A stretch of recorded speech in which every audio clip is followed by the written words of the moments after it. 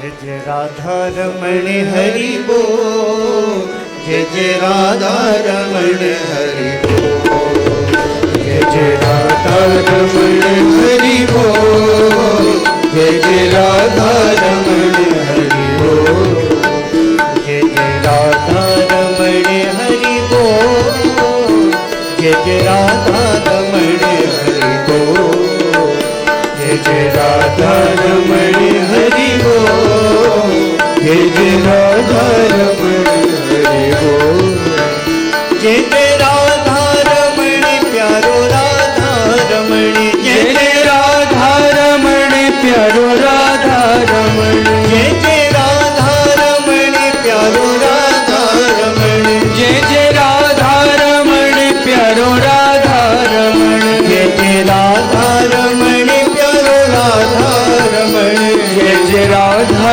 रमण प्यारो राधा रमण, जय जय राधा रमण प्यारो राधा रमण, जय जय राधा रमण प्यारो राधा रमण, जय जय राधा रमण प्यारो राधा रमण, जय जय राधा रमण प्यारो राधा रमण, जय जय राधा रमण हरि बोल, जय जय राधा रमण हरि बोल, जय जय राधा रमण हरि बोल। श्री भागवत भगवान की है आरती, पापियों को पाप से है आरती। श्री भागवत भगवान की है आरती, पापियों को पाप से है आरती। श्री भागवत भगवान की है आरती, पापियों को पाप से है आरती। श्री भागवत भगवान की है आरती, पापियों को पाप से है आरती। ये अमर ग्रंथ, ये मुक्ति पंथ, ये पंचम वेद निराला, नव ज्योति जगाने वाला। ये अमर ग्रंथ, ये मुक्ति पंथ, पंचम वेद निराला, नव ज्योति जगाने वाला। हरि नाम यही, हरि ध्यान यही, हरि नाम यही, हरि ध्यान यही, हरि नाम यही, हरि गान यही, हरि नाम यही, हरि गान यही। जग के मंगल की आरती, पापियों को पाप से है आरती। श्री भागवत भगवान की है आरती, पापियों को पाप से है तारती। ये शांत गीत पावन पुनीत, पापों को मिटाने वाला, हरि दर्श कराने वाला। ये सात गीत पावन पुनीत, पापों को मिटाने वाला, हरि दर्श कराने वाला। ये सुख करनी, ये दुख हरनी, ये सुख करनी, ये दुख हरनी, ये सुख करनी, ये दुख हरनी। ये सुख करनी, ये दुख हरनी। श्री मधुसूदन की आरती, पापियों को पाप से है तारती। श्री भागवत भगवान की है आरती, पापियों को पाप से है तारती। ये मधुर बोल सतपंथ खोल, सन्मार्ग दिखाने वाला, बिगड़ी को बनाने वाला। ये मधुर बोल सतपंथ बोल, सन्मार्ग दिखाने वाला, बिगड़ी को बनाने वाला। श्री राधे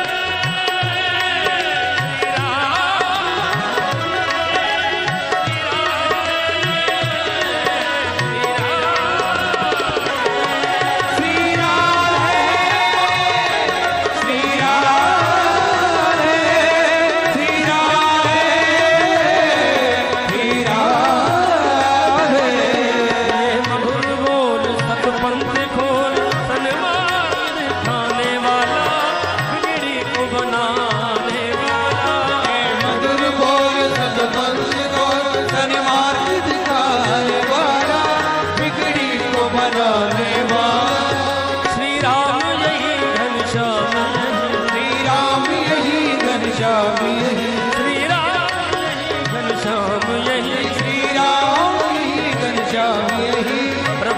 महिमा की आरती, पापियों को पाप से है आरती।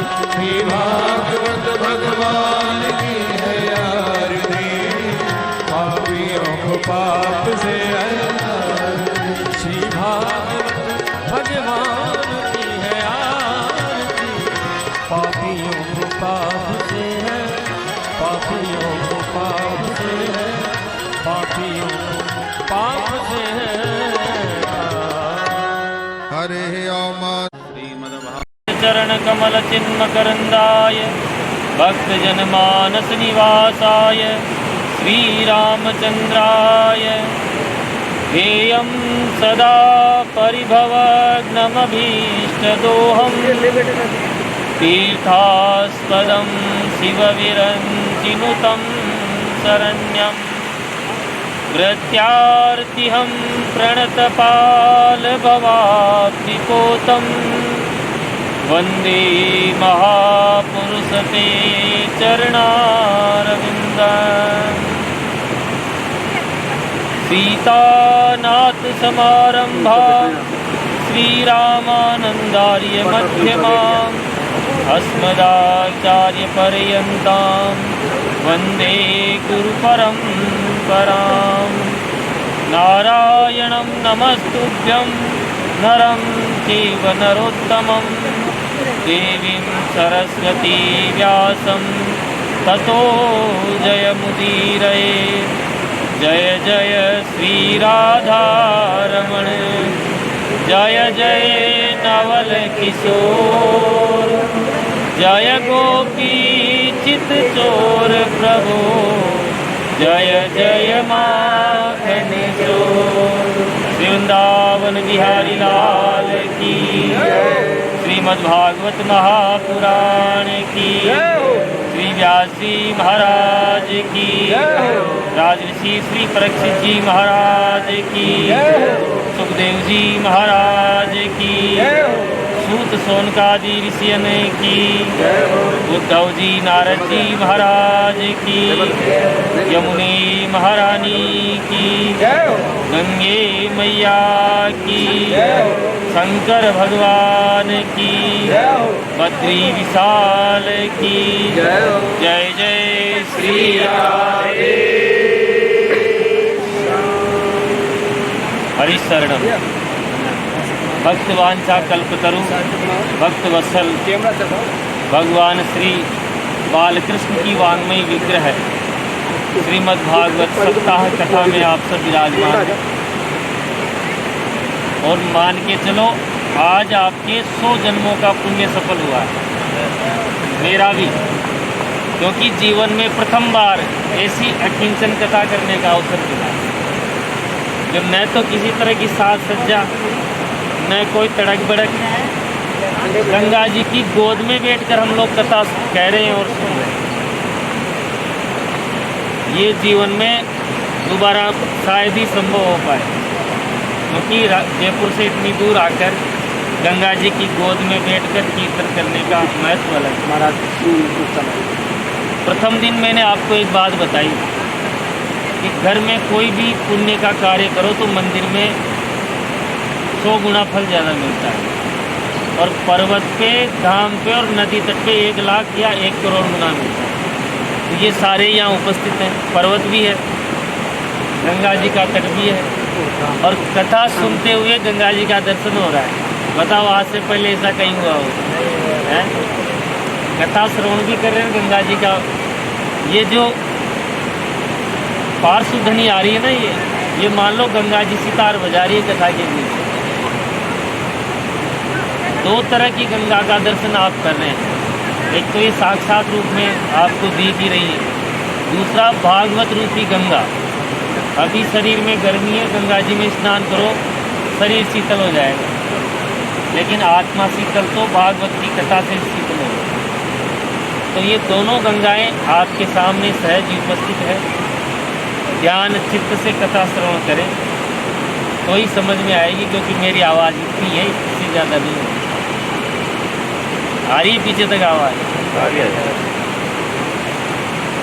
दूसरे दिन की कथा आपने श्रवण की कि परीक्षित जी को श्राप लगा गंगा जी के तट पर उपवेशन पूर्वक वो विराजमान हो गए, जैसे आज हम विराजमान हैं। तो गंगा जी के तट पे ही तो परीक्षित जी का कल्याण हुआ। सुखदेव जी ने संपूर्ण 7 दिवस कथा सुनाई, वही गंगा जी का तट है, वहाँ कोई मंच थोड़ी बना हुआ है। तो आइए कथा में प्रवेश से पहले प्रेम से सब तेज ध्वनि में कीर्तन करेंगे। देखो जितना आर्त ध्वनि से निकलेगी ना आत्मा से, वही पहुँचेगी। और मन ही मन में करेंगे तो वो हमारे तक ही नहीं आएगी, तो ठाकुर जी तक कैसे जाएगी। सब प्रेम से कीर्तन करो। ओ मेरी नैया में लक्ष्मण राम गंगा मैया धीरे बहो। मेरी नैया में लक्ष्मण राम गंगा मैया धीरे बहो। मेरी नैया में चारों धाम गंगा मैया धीरे बहो। मेरी नैया में चारों धाम गंगा मैया धीरे बहो। धीरे बहो मैया धीरे बहो। धीरे बहो मैया धीरे बहो। मेरी नैया में लक्ष्मण राम गंगा मैया धीरे बहो। मेरी नैया में लक्ष्मण राम गंगा मैया धीरे बहो। तरण तारिणी गंगे हो भव से तारिणी गंगे। तरण तारिणी गंगे भव से तारिणी गंगे। गंगे मेरी नैया में नैया मेरी नैया में चारों धाम गंगा मैया धीरे बहो। नैया में चारों धाम गंगा मैया धीरे बहो। हर हर गंगे गंगे गंगे जय मां गंगे गंगे गंगे। हर हर गंगे गंगे गंगे जय मां गंगे गंगे गंगे। हर हर गंगे गंगे गंगे गंगे गंगे गंगे गंगे। गंगे गंगे गंगे जय मां गंगे गंगे गंगे। मेरी नैया में लक्ष्मण राम गंगा मैया धीरे बहो। मेरी नैया में लक्ष्मण राम गंगा मैया धीरे बहो। बोले गंगा मैया की जय। बोलो शंकर भगवान की। अब देखो कैमरा मटर तक तो आ गई, इस आगे की आ रही अब देख लियो थे मैं कहीं करूँ। मोबाइल में आइए ना, मोबाइल कनेक्ट है लोग। भाई साहब खड़ा और वापस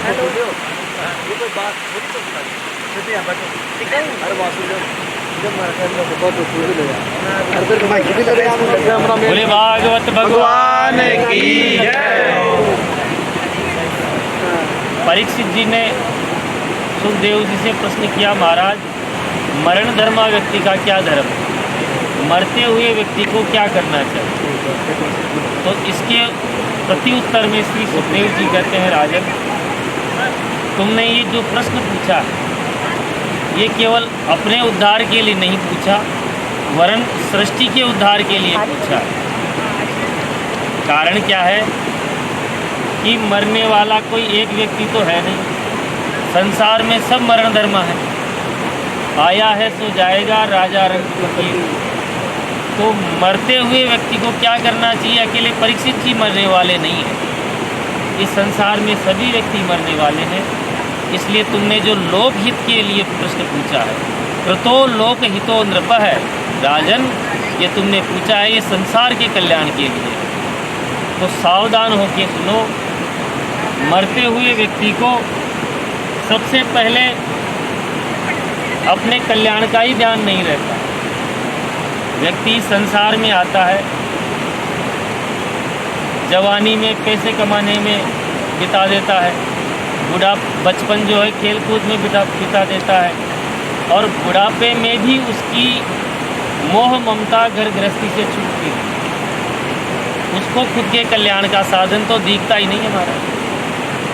बताओ दिखता हो तो भाई मैं मेरे लिए भी कुछ करूँ।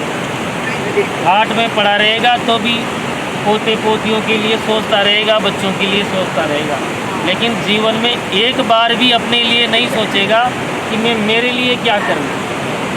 तो पहली बात तो खुद के लिए कुछ सोचने का अवसर ही नहीं आता है। और यदि अवसर आ भी जाता है तो घर वाले टांग पकड़ के खींच लेते हैं। कोई बोले मैं सन्यासी बनूंगा, लेकिन बताओ कौन बनने देगा? बच्चे बनने देंगे? टांग पकड़ के पहले खींच लेंगे। तो महाराज पहली बात तो विचार ही नहीं आता है। यदि विचार आ भी जाता है तो ये संसार नहीं छोड़ने देता है। इसलिए हे परीक्षित जी महाराज, मरण धर्मा व्यक्ति को सर्वप्रथम 4 बातों का अभ्यास करना चाहिए। जितासनो, पहले आसन को जीतना चाहिए। आसन को नहीं जीतोगे तो आपसे 15 मिनट भी एक आसन पे नहीं बैठा जाएगा, है? सारा ध्यान ही अपने आसन पे बना रहेगा। तो जितासनो बनो, फिर बनो जित श्वासों, अपनी श्वासों को जीतो। श्वासों को नहीं जीतोगे, रामदेव बाबा सिखा देना, कुंभक रेचक द्वारा क्या होता है, श्वासों के नियंत्रण करने से क्रोध कंट्रोल में हो जाता है। बड़ी जिनको ज़्यादा क्रोध आता है वो कहाँ गए बाबूजी? वो ही नहीं सुनेंगे गाली और सब। हाँ, तो ये बहुत बढ़िया बात बताइए क्रोध को नियंत्रित करने की। आपने अनुभव किया होगा जब हमें गुस्सा आता है तो हमारी सांसें भी गरम गरम हो जाती हैं, चलती ना तेज तेज। यदि आप प्राणायाम के द्वारा श्वासों को जीत लोगे तो श्वासें धीरे हो जाएंगी। फिर कितना ही क्रोध आए फिर आपको वो क्रोध बाहर प्रकट नहीं होता। इसलिए महाराज जितासनो, दूसरा है जित श्वासों, अपनी श्वासों को जीतो। तीसरा बताया है जित संगो, संग को जीतो। संग कैसा होना चाहिए? देखो, एक तो होता है साथ और एक होता है संग। हम सब लोग यहाँ साथ साथ बैठे हैं, साथ साथ ही हैं, लेकिन आज कथा के लिए बैठे हैं तो ये सत्संग है। सत यानी भगवान, संग यानी साथ। हमेशा भगवान का साथ रहे वो होता है सत्संग। आई बात समझ में? दूसरा सत्संग कहते हैं जिसके साथ मन से जुड़े हुए, तो मन से सत यानी भगवान के साथ जुड़ जाओ, तो ये होगा सत्संग। आप जीवन में एक बहुत महत्वपूर्ण बात बता रहा हूँ, आप लिख लेना चाहे कागज। कितनी कथाएं सुन लो, कितनी अच्छी बातें सीख लो, यदि आपका संग खराब है ना तो वो कोई काम नहीं आएगा। खूब अच्छी अच्छी बातें सीख के जाओगे और गलत संग में पड़ के सब बर्बाद हो। वही कहेगा क्या डरा है इन बातों में, उसकी बात पहले भी सीख। तो केवल कथाएं सुनना या अच्छी अच्छी बातें सीखना पर्याप्त नहीं है, आपका संग भी अच्छा होना चाहिए। इसलिए सत्संग। चौथा बताया जितेंद्रिय, अपनी इंद्रियों को जीतो। ये जो 10 इंद्रियां हैं ना, 5 ज्ञानेंद्रियां, 5 कर्मेंद्रियां, ये 10 घोड़े हैं हमारे महाराज ऐसा। और घोड़ों की लगान हाथ में रखोगे तो घोड़ा कंट्रोल में चलेगा। आई बात समझ में? लगाम छोड़ दो फिर किसी खड्डे में ले जाके पटक देगा। तो इंद्रियों को अपने कंट्रोल में रखना चाहिए। तो जितासनो, जित श्वासो, जित संगो, जितेंद्रिय, स्थूले भगवत रूपो। फिर क्या होगा? फिर भगवान का स्थूल रूप में ध्यान करो। स्थूल कैसे? मंदिर के अंदर प्रतिमा विराजमान है तो उसमें भगवान को देखो। फिर तुलसी में भगवान का दर्शन करो, पीपल में भगवान का दर्शन करो। ये तो हो गया स्थूल। फिर वो जाओ आप सूक्ष्म की तरफ, छोटे की तरफ। फिर संतों में भगवान का दर्शन करो, फिर मनुष्यों में भगवान का दर्शन करो, फिर कुत्ते, बिल्ली, हाथी, घोड़े, सूअर, मच्छर तक में भगवान का। तो उससे क्या होगा? आपको सिए राममय सब जगह जाना, प्राणी में ही भगवान के दर्शन होने लग जाएंगे। तो बड़े से छोटे की तरफ। छोटे छोटे बच्चों को पहले क, ख, ग एक साथ अक्षर मिला के थोड़ी बताते, एक एक अक्षर की पहचान। वैसे ही स्थूल रूप में भगवान को देखना चाहिए। इसके बाद में श्री सुखदेव जी ने क्रम मुक्ति और सद्यो मुक्ति का उपदेश परीक्षित जी को दिया। किस कामना के लिए किस देवता की उपासना करनी चाहिए ये बताया महाराज। अलग अलग कामना के लिए, अन्न की कामना है तो अन्नपूर्णा मैया की उपासना करो, विवाह नहीं हो रहा हो तो अप्सराओं की उपासना करो, विवाह हो गया और पति पत्नी में नहीं बनती है तो भोलेनाथ की, पार्वती की उपासना करो, हैं? और इसके अलावा कुछ नहीं चाहिए, कोई कामना नहीं है तो भगवान नारायण की उपासना करो। अब परीक्षित जी ने प्रश्न कर लिया, महाराज क्या नारायण की उपासना से कुछ नहीं मिलता? आप कह रहे हो भाई कुछ कामना नहीं हो तो नारायण की उपासना करो, इसका मतलब नारायण की उपासना वाले को कुछ नहीं मिलेगा। तो सुखदेव जी कहते हैं कि जैसे एक एक डाली को सींचने की अपेक्षा यदि जड़ में जल डालोगे तो पूरा वृक्ष हरा हो जाएगा, तो अकेले नारायण की उपासना करने से इतने देवी देवताओं की उपासना करने की आवश्यकता नहीं पड़ेगी। भगवान नारायण है मूल, जड़, और देवी देवता है शाखा, पत्तियां इत्यादि। तो आपको जीवन में न तो लक्ष्मी के पीछे भागना पड़ेगा, आई समझ रहे हो बात? भाई ज़्यादातर तो बढ़िया व्यक्ति हैं यहाँ पे लक्ष्मी के ही दीवाने। महाराज किसी की पत्नी को घर पे बुलाओगे ना तो ज़्यादा से ज़्यादा 2 घंटा 3 घंटा से ज़्यादा नहीं रुकेगी, तो घड़ी देखेगी कि पतिदेव आने वाले, चाय का टाइम हो गया। और उसके पति पत्नी दोनों को निमंत्रण दो, पति को बुला लो, उसको टेंशन नहीं है घर जाने की कि पतिदेव साथ है। तो अकेले लक्ष्मी के पीछे मत भागो, नारायण के पीछे भागो, लक्ष्मी जी पीछे पीछे भागी चली जाए। तो महाराज कहते हैं कि जो व्यक्ति मनुष्य शरीर लेकर भी भगवान नारायण की उपासना नहीं करता वो गधे के समान है, कुत्ते के समान है, ऊंट के समान है और सूअर के समान। बताओ, ये बताए मानव शरीर लेकर। पहली उपमा दी है कुत्ते की। एक कुत्ता दूसरे मोहल्ले में चला जाता है तो वो सारे कुत्ते मिलकर इकट्ठे होकर भौंकने लग जाते हैं, जब तक उसको भगा नहीं देते जब तक चुप नहीं होते। अच्छा, लड़ाई कोई सीमा रेखा की थोड़ी है, अपने आप ही। तो जब दो मनुष्य बिना बात के या कोई बात भी हो जाए, जब लड़ते हैं विवाद में, तो कुत्ते देखकर हंसते हैं कि देखो शरीर से तो ये मनुष्य है पर बिल्कुल हमारी जाति की, इन्होंने कौन सा बना दिया यहाँ पे। भाई मकान के ऊपर लड़ रहे हैं तो साल 2 साल 10 साल 20 साल 50 साल मकान तो यही रह जाएगा, वो रह जाएगा क्या लड़ने वाला? बताओ। तो उनको देखकर कुत्ता हंसता है कि बिल्कुल हमारी जैसे। पहली उपमा। दूसरी उपमा दी है सूअर की। सूअर क्या करता है?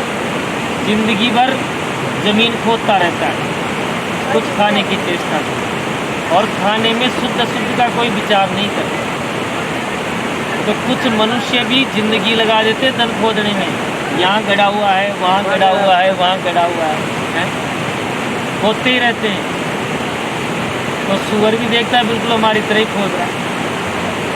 दूसरी, खाने पीने में शुद्धता अशुद्धता का विचार नहीं करता, जो कुछ मिलता है सब खा जाता है। पहले लोग पराया धन नहीं लेते थे महाराज, पाप का पैसा नहीं लेते थे, संतान बिगड़ जाएगी है। और अब जैसे भी आए पैसा आना चाहिए। तो सूअर की प्रवृत्ति के हो गए तो सूअर उनको देखकर प्रसन्न होता है। तीसरी उपमा दी है महाराज ऊंट की। ऊंट की उपमा कैसे दी है?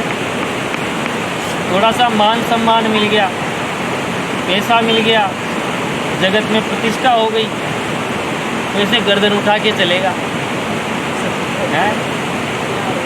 न तो गुरु का सम्मान करेगा, न माता पिता का सम्मान करेगा, न बड़ों का सम्मान करेगा। अब तो हम ही हम हैं, हमारे बराबर दूसरा कौन है? तो उसकी चाल देखकर ऊँट बोलता है कि चाल बिल्कुल हमारी तरह है तो हमारी जाति का है। हाँ, शरीर मनुष्य का है पर चाल बिल्कुल हमारी जैसी। चौथी उपमा देते हैं गधे की। जिंदगी भर व्यक्ति कमाता रहता है, बच्चों का पालन पोषण करता रहता है। जब तक पैसा कमाएगा जब तक तो बच्चे भी खूब मूंग का हलवा बादाम का हलवा गोट गोट कर खिलाते रहे। तो पिताजी आज तो बादाम का हलवा खाओ। और जिस दिन कमाई बंद हो गई, लात मार कर निकाल देंगे महाराज। फिर कोई कदर नहीं है। लात मार के निकालने का मतलब है फिर उसकी कदर नहीं करते। वही लात है एक प्रकार से, सम्मान नहीं करते। कोई भी काम करेंगे तो सलाह नहीं लेते, तो ये एक तरह से लात मारना ही हुआ। तो गधा देखकर सोचता है कि मैंने भी जिंदगी भर मालिक का बोझा ढोया, और जब मेरा शरीर अशक्त हो गया बिना कोई काम करने वाला, तो 2 डंडे मारकर मेरे को भी भगा दिया। बताओ किसी गधे को धन्यवाद दिया हो किसी ने, भाई वाह भाई तूने खूब सेवा करी। आखिर में मिलते हैं तो डंडे ही मिलते हैं महाराज। तो जो प्राणी नर्तन पाकर भगवान का भजन नहीं करता, वह इन 4 पशुओं के बराबर है। अब महाराज श्री परीक्षित जी ने प्रश्न किया, महाराज अब ये बात तो समझ में आ गई कि भगवान का भजन करना है। अब मुझे आप ये बताइए कि भगवान ने इस सृष्टि की रचना कैसी की। तब श्री सुखदेव जी मंगलाचरण करके अपने गुरुदेव का स्मरण करते हैं, व्यास जी महाराज का। स्मरण करने के बाद श्री परीक्षित जी से कहते हैं कि यही प्रश्न एक बार नारद जी ने ब्रह्मा जी से किया था कि आपने तो सृष्टि बना ली, फिर आप किसकी तपस्या करते हो। तो ब्रह्मा जी कहते हैं कि मैं उसकी तपस्या करता हूँ जिसने मुझे बनाया। तो आपको भी कोई बनाने वाला है कि बिल्कुल है। फिर उन्होंने सृष्टि विस्तार की रचना सुनाई कि मेरा जो प्राकट्य हुआ है वह एक कमल की नाल से हुआ। मैंने चारों तरफ देखा ब्रह्मा जी ने, तो कोई नज़र नहीं आया। तो चारों तरफ देखने के कारण 4 मुख हो गए। कमल की नाल के भीतर गए, भाई देखो तो सही कौन है, पर कोई नहीं दिखा। तो नेत्र बंद कर लिए, समाधि लगाई। तब उनके हृदय में 2 शब्द उपस्थित हुए, तप है, तप है, तप है, तप करो। ब्रह्मा जी ने तप किया तो उनके हृदय के भीतर भगवान नारायण ने चतुश्लोकी भागवत प्रकट करी बीज रूप के अंदर। फिर ब्रह्मा जी ने उसी चतुश्लोकी भागवत से सृष्टि विस्तार किया। बोले भागवत भगवान की जय। पहले श्लोक में तत्व, दूसरे श्लोक में माया, तीसरे श्लोक में जगत और चौथे श्लोक में जिज्ञासु का वर्णन किया है। विस्तार खूब बड़ा है, समय कम है। आज विस्तार से तो नहीं करेंगे, बस 4 घंटे की कथा करेंगे शाम को जब तक सूर्यास्त नहीं। 10 है आज डबल करेंगे, आगे बात समझिए। भाई जिसको तकलीफ हो बता देना मेरे को। 10 लक्षण वाली भागवत बताई। सर्ग विसर्ग स्थान पोषण होती मनवंतर कथा ईशानुकथा निरोध मुक्ति और आश्रय। तो महाराज ब्रह्मा जी ने इन्हीं 4 श्लोकों से सृष्टि विस्तार किया। अब श्री परीक्षित जी ने प्रश्न किया, महाराज हमको विदुर जी का चरित्र सुनाओ। तब श्री सुखदेव जी कहते हैं कि जब भगवान श्री कृष्ण दुर्योधन को समझाने आए, भाई युद्ध मत कर, उनको 5 गांव दे दे, नहीं माना, युद्ध तो हम करेंगे। भगवान तो चले गए। तो विदुर जी ने समझाया धृतराष्ट्र को, अंधे धृतराष्ट्र को समझाया, महाराज आपका जो ये बेटा है ना, ये साक्षात कलयुग है दुर्योधन। इसकी बातों में आकर आप युद्ध मत करो, नहीं तो ये 100 के 100 पुत्र मर जाएंगे आप। और अपनी भलाई चाहते हो तो इसको घर से निकाल दो। ये बात दुर्योधन ने सुन लिया। बोला दुष्ट हमारे टुकड़ों पे पड़ता है और मेरे खिलाफ मेरे पिता को भड़काता है, निकल जाए यहाँ से। तो महाराज धनुष बाण द्वार पे रख के विदुर जी तो चले गए। यमुना किनारे उद्धव जी से भेंट हो गई। तीर्थ स्थल करते करते गए, कोई 2, 5, 10 सालों के अंदर उद्धव जी से भेंट हो गई। उद्धव जी से मिलते ही प्रणाम किया। बोला महाराज हमारे ठाकुर जी कैसे हैं? तो ठाकुर जी तो परधाम में चले गए, युद्ध भी पूरा हो गया महाभारत का, और आपके लिए एक संदेश भेजा है ठाकुर जी। बताओ कि मैं नहीं बताऊंगा। आप हरिद्वार में जाओ, मैत्रेय ऋषि है वहाँ पर, मैत्रेय मुनि, वो बताएंगे। तो प्रणाम करके विदुर जी आ गए हरिद्वार में, जैसे अपन आए थे। हरिद्वार में जैसे ही मैत्रेय मुनि से भेंट हुई, दोनों का प्रणाम हुआ, तो मैत्रेय मुनि कहते महाराज विदुर जी, आप तो साक्षात धर्मराज हो। मांडव्य ऋषि ने श्राप दे दिया था 2 जन्म तक कलयुग इसमें मनुष्य योनि में रहने के लिए, तो आपने दोनों जन्म एक ही साथ ले लिए, एक तो युधिष्ठिर के रूप में और एक विदुर जी के रूप में। मांडव्य सापाद भगवान प्रजा संयम मनोमन है। तो मैं आपको क्या बताऊं, लेकिन फिर भी आपके लिए भगवान ने एक संदेशा भेजा है। बताओ महाराज। बोला है सृष्टि विषयक प्रश्न जो आपने किया था भगवान से, उसका उत्तर दिया। तो यही प्रश्न फिर विदुर जी पूछते हैं कि भगवान ने सृष्टि का विस्तार कैसे किया। अब देखो, मैत्रेय मुनि तो कह रहे हैं, विदुर जी सुन रहे हैं। उधर परीक्षित जी सुन रहे हैं और सुखदेव जी कह रहे हैं, और उधर सोनकादि 88,000 ऋषि सुन रहे हैं और सूत जी महाराज बोल रहे हैं, और इधर आप सब लोग सुन रहे हैं और मैं बोल रहा हूँ। 4 जगह कथा चल रही है बराबर।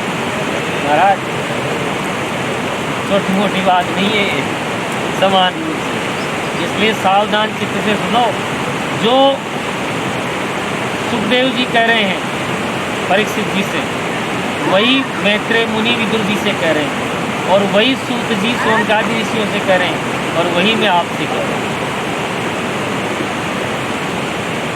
सृष्टि विस्तार के लिए पूछा तो श्री मैत्रेय जी कहते हैं कि भगवान नारायण ने अपने नाभि कमल से ब्रह्मा जी को बनाया। ब्रह्मा जी के हृदय में भागवत जी के 4 श्लोक दिए, इससे ब्रह्मा जी ने सृष्टि की उत्पत्ति की। सबसे पहले 4 छोटे छोटे ऋषियों को प्रकट किया अपने संकल्प से। उनका नाम है सनत, सनंदन, सनातन और सनत कुमार। चारों को प्रकट करते ही बोला भाई जाओ सृष्टि का विस्तार करो। तो हाथ जोड़ ले, पिताजी हमको सृष्टि विस्तार में नहीं पढ़ना, हम तो तपस्या करने जा रहे हैं। ब्रह्मा जी ने श्राप दे दिया कि तुम बच्चे हो, बच्चे ही बने रहोगे। तो वो आज भी 5 साल के हैं महाराज सनकादि ऋषि, और बद्रीनाथ में भ्रमण करते मिल जाएंगे आपको कहीं पे। यदि आपके अंदर इतना आत्मबल होगा, आपकी आत्मा इतनी सिद्ध होगी, तो कई महात्माओं को दर्शन हुए सनकादि ऋषियों के, उद्धव जी के, नारद जी के। ये अजर अमर हैं, ये मरने वाले नहीं हैं। तो महाराज वो तो आ गए तपस्या करने। अब श्री ब्रह्मा जी ने क्रोध आया ना, उन्होंने मना करके भेज दिए। क्रोध आते ही यहाँ भृगुकुट से रुद्र प्रकट हो गया। वो रोने लगा बच्चा पैदा होते ही, तो उसका नाम ही हो गया रुद्र। स रोदती ती रुद्र है। हाथ जोड़ा आपकी आज्ञा, बोले सृष्टि विस्तार करो। तो भोलेनाथ हैं, उन्होंने डाकिनी, साकिनी, प्रेतनी, पिशाचनी, सर्प, बिच्छू हैं, ये सब प्रकट कर दिए। ब्रह्मा जी बोले कि इतनी खतरनाक सृष्टि नहीं चाहिए, बस करो। बोले हमको तो यही आता है, ऐसी खतरनाक सृष्टि नहीं आती, तुम भी जाओ। तो शंकर भगवान भी कैलाश में तपस्या करने चले। अब की बार ब्रह्मा जी ने 10 ऋषि प्रकट किए अपने संकल्प से। महाराज जो 10 महात्मा हैं, मरीचि, अत्रि, अरुंधति, मरीचि, अत्रि, वशिष्ठ, भृगु, अथर्वण, क्रतु, पुलस्त्य, पुलह, क्रतु और आखिरी में नारद जी महाराज, सबसे छोटे नारद जी। अपने दाहिने भाग से मनु महाराज को प्रकट किया और बाएं अंग से शतरूपा को प्रकट किया। ये पुरुष और स्त्री। यहाँ से फिर मैथुनी सृष्टि प्रारंभ हुई। एक दिन मनु महाराज जी आकर बोले महाराज सृष्टि विस्तार कैसे करें। एक दैत्य पृथ्वी का हरण करके ले गए समुद्र के अंदर। तो ब्रह्मा जी ने जोर से श्वास ली और छींक ली। छींक लेते ही वराह भगवान प्रकट हो गए बोलो वराह भगवान की। वराह भगवान वराह के रूप में क्यों आए? पृथ्वी की जो सुगंध होती है ना, इसके नीचे क्या है, तो ये वराह को ही पता होती है। तो पृथ्वी का एक रूप होता है गंध का। तो सूंघते सूंघते पताल में चले गए और हिरण्याक्ष नामक दैत्य जो पृथ्वी का हरण करके ले गया था, उससे छीन कर ले आए। वो भी पीछे पीछे आया, ललकारने लगा, पर सुनी नहीं। पृथ्वी को अपने स्थान पे रखा और फिर बोला हिरण्याक्ष से, भाई अब आ जा दो हाथ करने। खूब भयंकर युद्ध हुआ और भगवान वराह ने अंत में हिरण्याक्ष का वध कर दिया। बोले भक्तवत्सल भगवान की। अब महाराज सृष्टि का विस्तार प्रारंभ हुआ तो मनु और शत्रुपा, इनके 3 कन्याएं हुई, आकुति, देवहूति और प्रसूति। तो मंजली बेटी देवहूति, इनका विवाह ब्रह्मा जी के छाया से उत्पन्न कर्दम ऋषि के साथ हुआ। वो 10 ऋषि अलग हैं, ये छाया से प्रकट हुए कर्दम, और वाणी से सरस्वती प्रकट हुई। तो इन कर्दम जी का विवाह मंजली बेटी देवहूति के साथ कर दिया। एक संकल्प किया, भाई पहला पुत्र होते ही मैं संन्यास ले लूँगा। कर्दम जी ने बोला ठीक है, कोई बात नहीं। आते ही समाधि लगा ली। कई वर्षों बाद समाधि खुली तो एक देवी जी को देखा जिनके बाल यहाँ तक, और जो जटा बन जाती ना महात्माओं की, वैसी बन गई, शरीर ऐसा हो गया। बोला देवी जी आप कौन? बोले महाराज याद करो, आज के कई साल पहले हमारा विवाह हुआ था, तब याद आई। बोले नदी में स्नान करो। तो देवहूति मैया नदी में स्नान करी, वहाँ 100 कन्याएं प्रकट हो गई। बढ़िया शरीर को रगड़ के स्नान कराया, एकदम जाता हम युवती बन गई। और फिर उन्होंने कामद विमान प्रकट किया, कामना से चलने वाला। उसी में बैठ के सारे संसार में घूमे और कालांतर में 9 कन्याओं को जन्म दिया। कर्दम जी ने बोली देवी मैंने कहा था मैं संतान होते ही संन्यास ले लूँगा। तो माता देवहूति बोली महाराज कन्याएं तो विवाह के अपने घर चली जाएंगी, मैं तो फिर आश्रम में अकेली की अकेली, एक बेटा तो होना चाहिए। तो कर्दम जी को याद आया कि एक बार भगवान ने मुझे आशीर्वाद दिया था कि मेरे घर पुत्र बनकर आएंगे। तो कालांतर में उनके यहाँ कपिल भगवान का जन्म हुआ। बोले कपिल भगवान की। ब्रह्मा जी अपने 9 पुत्रों के साथ कपिल भगवान का दर्शन करने आए। 10 पुत्र थे ब्रह्मा जी के, पर नारद जी बचपन से ही घुमक्कड़ हैं, तो वो रुके नहीं घर पे। तो 9 पुत्रों के साथ आए, ब्रह्मा जी ने स्तुति की। ब्रह्मा जी बोले महाराज ये तो इंद्र भगवान मृदंग बजा रहे हैं। हाँ, इंद्र भगवान मृदंग बजा रहे हैं। तो कर्दम जी बोले महाराज आपके यहाँ 7 हैं 9 बेटे, मेरे घर में 9 बेटियाँ। ब्रह्मा जी तो चाहते थे सृष्टि विस्तार करना, इनके फिर यही करा दो। तो 9 कन्याओं का विवाह ब्रह्मा जी के 2 पुत्रों के साथ कर दिया। इसमें कला देवी का विवाह मरीचि के साथ, अनुसुईया का अत्रि, अरुंधति का वशिष्ठ के साथ, ख्याति का भृगु जी के साथ, शांति का अथर्वण के साथ, प्रिया का कृतुका, ऐसे करके 9 कन्याओं को विदा किया। अब कर्दम जी कहते हैं देवी कन्याएं चली गई ससुराल, बेटा भी तुम्हारे हो गया, अब अपने राम संन्यास लेते हैं। तो वो भी राम राम करके संन्यास के लिए चले गए। अब आश्रम में कौन कौन बचा? माता देवहूति और कपिल भगवान। अब कपिल भगवान तो समाधिस्थ हो जाते हैं, अब वो अकेली, माताओं बहनों को तो कोई बात करने वाला चाहिए महाराज, बिना बात करे परेशान हो जाए।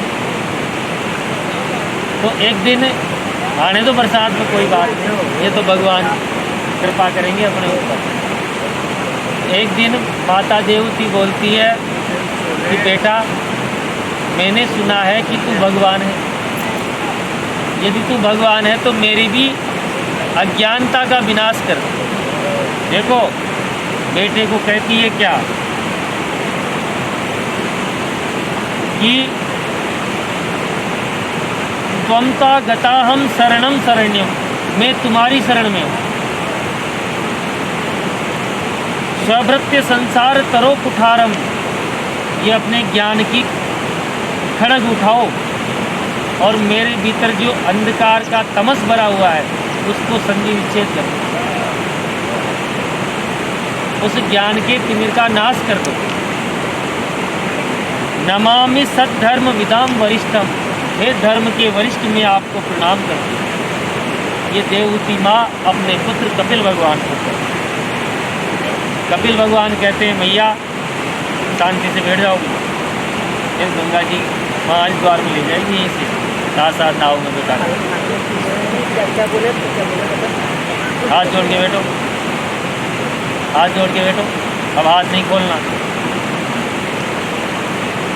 कपिल भगवान कहते हैं मैया समस्या क्या है? तो माता देवहूति कहती है बेटा मैंने जितने सुख भोगे हैं ना, संसार में कोई भी स्त्री ने इतने सुख नहीं भोगे होंगे। चक्रवर्ती सम्राट मनु जी की तो मैं पुत्री हूँ, हैं? और करदम जी जैसे ऋषि की पत्नी हूँ, जो संकल्प से एक विमान प्रकट कर देते हैं महाराज। मेरी पुत्रियाँ कैसी कैसी है? अनुसुईया, सती अनुसुईया जैसी पुत्रियाँ, अरुंधति देवी अरुंधति जैसी पुत्रियाँ हैं, और दामाद भी वो हैं सप्तऋषि जैसे। और बेटा हुआ तो स्वयं भगवान मेरा बेटा है, घर में किसी चीज़ की कमी नहीं है। लेकिन इस मन में अब भी अशांति बनी रहे, क्या कारण? ये मन मेरा चित्त शांत क्यों नहीं होता? तब 8 अध्यायों में कपिल भगवान ने अष्टांग योग का उपदेश दिया। इसको कहते हैं कपिल अष्टाध्यायी। कपिल भगवान कहते हैं माता जी ये संसार में जो हमारा मन है ना, यही बंधन का कारण है। जैसे एक गाय को आप खूंटे पे बांधते हैं, एक दिन रस्सी गुम गई, गाय से बांधोगे, परेशान हो गया, दूसरा बोला बांध मत, इसको बांधने की एक्टिंग कर ले, तो ये अपने आप को बंदी मानेगी, कहीं नहीं जाएगी। और वैसा ही हुआ। तो हम मन से बंधे हुए हैं महाराज।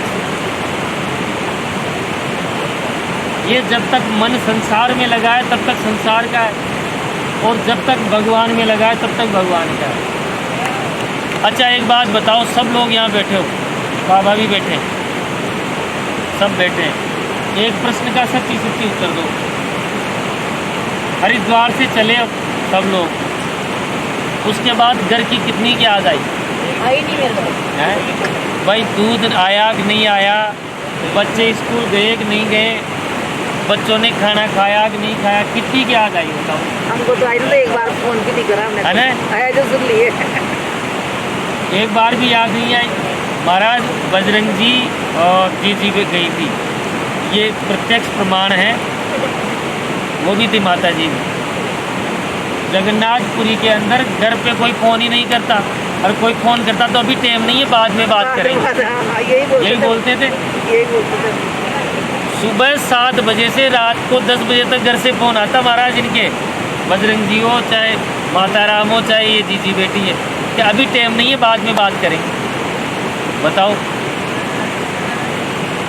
आप यदि भगवान में लग गए तो फिर संसार में मन नहीं है, और संसार में मन लग गया तो फिर भगवान में मन। गोपियाँ क्या कहती उद्धव जी से?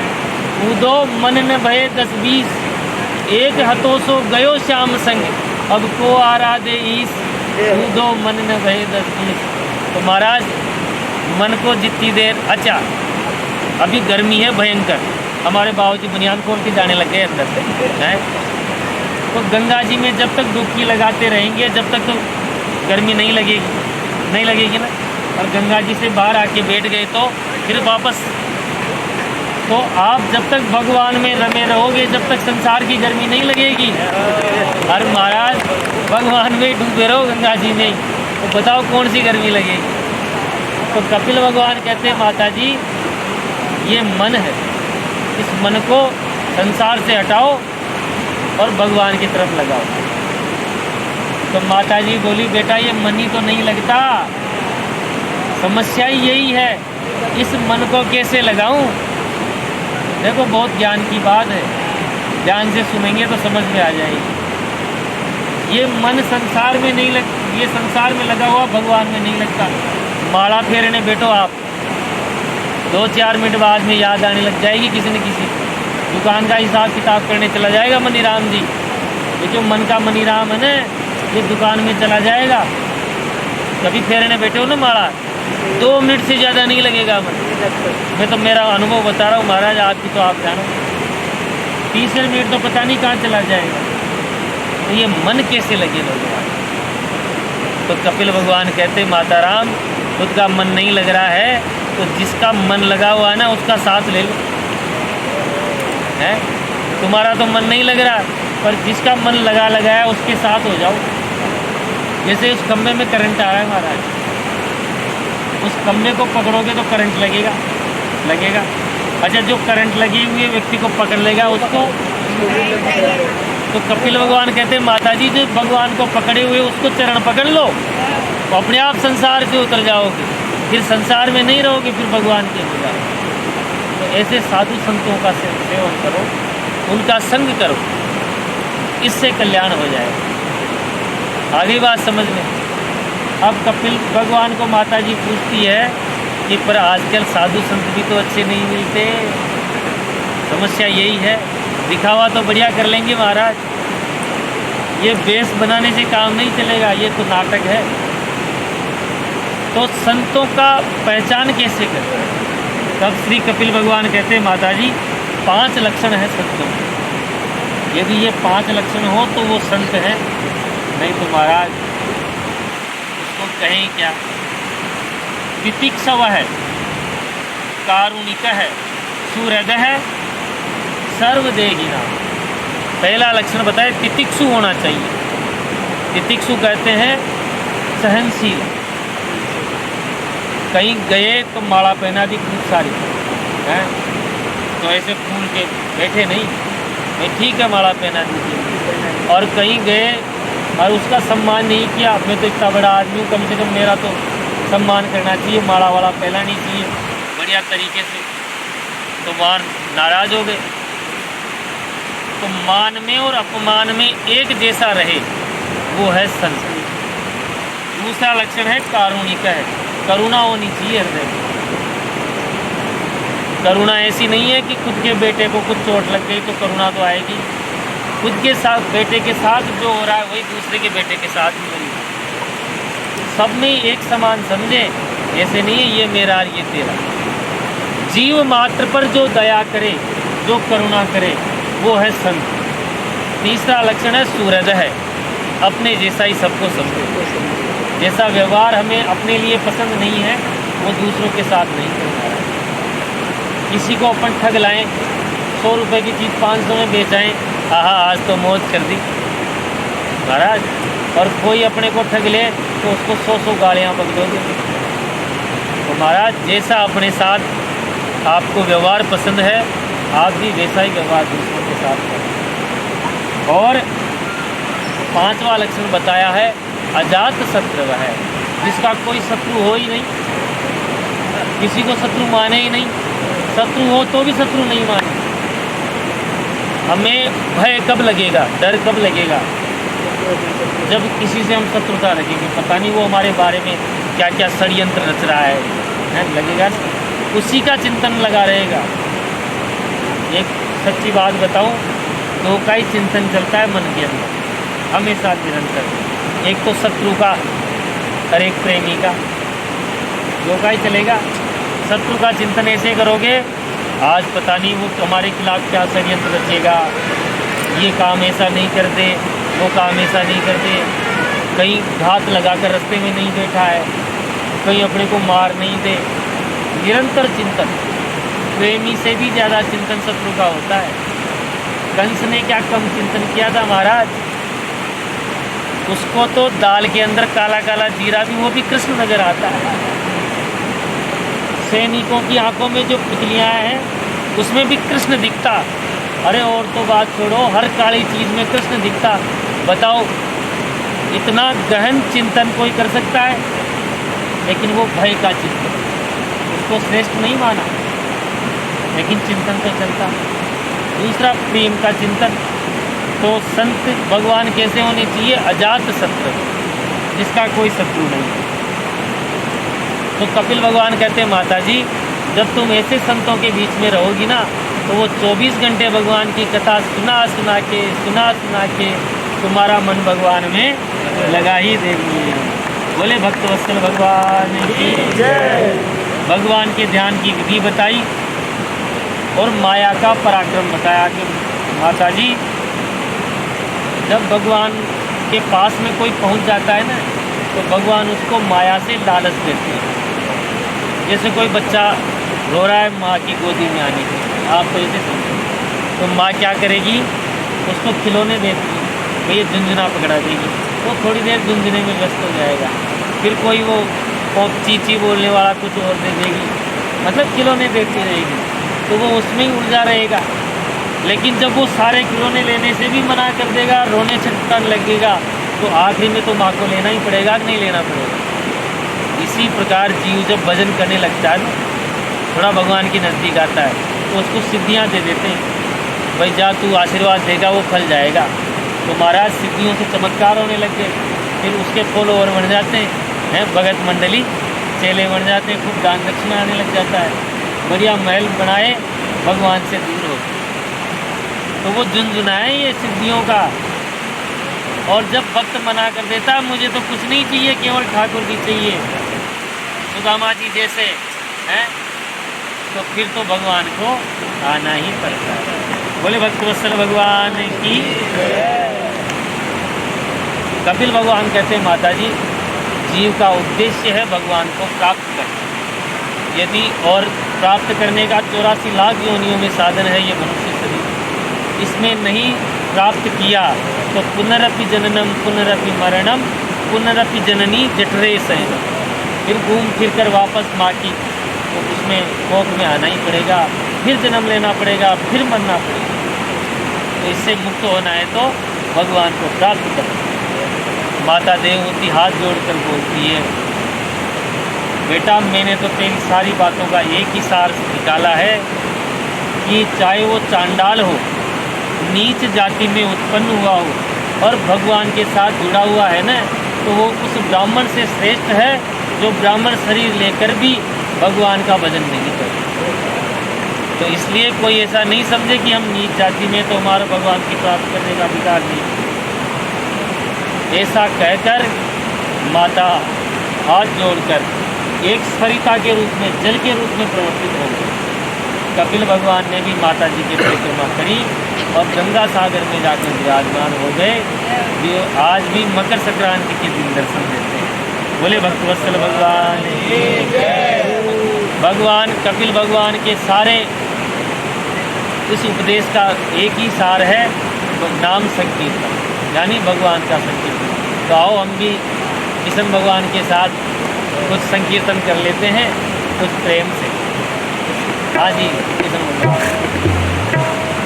देखो सब गाया करो, यहाँ कोई साउंड सिस्टम तो है नहीं, और ये अकिंचन कथा है, तो सब तेज तेज गाओगे जब भी सुनेंगे भगवान, नहीं तो गंगा मैया शब्द को धीमा कर देगी।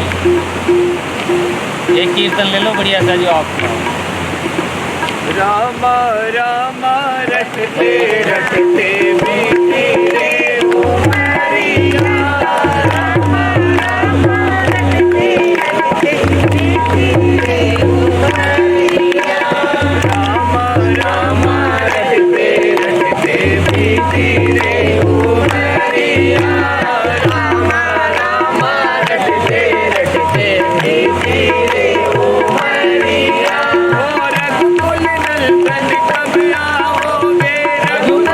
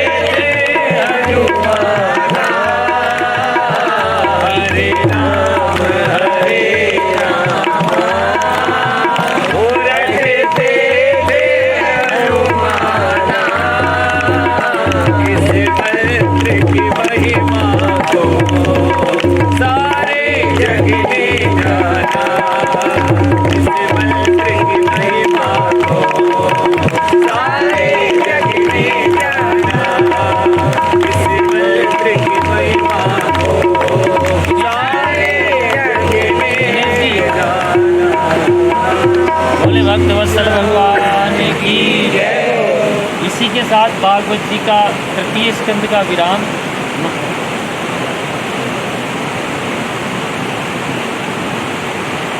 चौथे स्कंद में देखो मनु महाराज की 3 पुत्रियों की कथा बताई आपको। मंझली बेटी देवहूति, उसकी कथा सुनी ली। बड़ी बेटी आकृति, इसका विवाह हुआ रुचि प्रजापति के साथ में, और इनके घर साक्षात भगवान नारायण ने अवतार लिया यज्ञ नारायण के रूप में। बोलिए यज्ञ नारायण भगवान की। यज्ञ नारायण भगवान का विवाह हुआ दक्षिणा देवी के साथ। इसलिए महाराज बिना दक्षिणा के कोई भी यज्ञ पूरा नहीं होता है, चाहे ज्ञान यज्ञ हो, चाहे स्वाहा वाला यज्ञ हो, चाहे आहा वाला यज्ञ हो, है? तो अब देवहूति की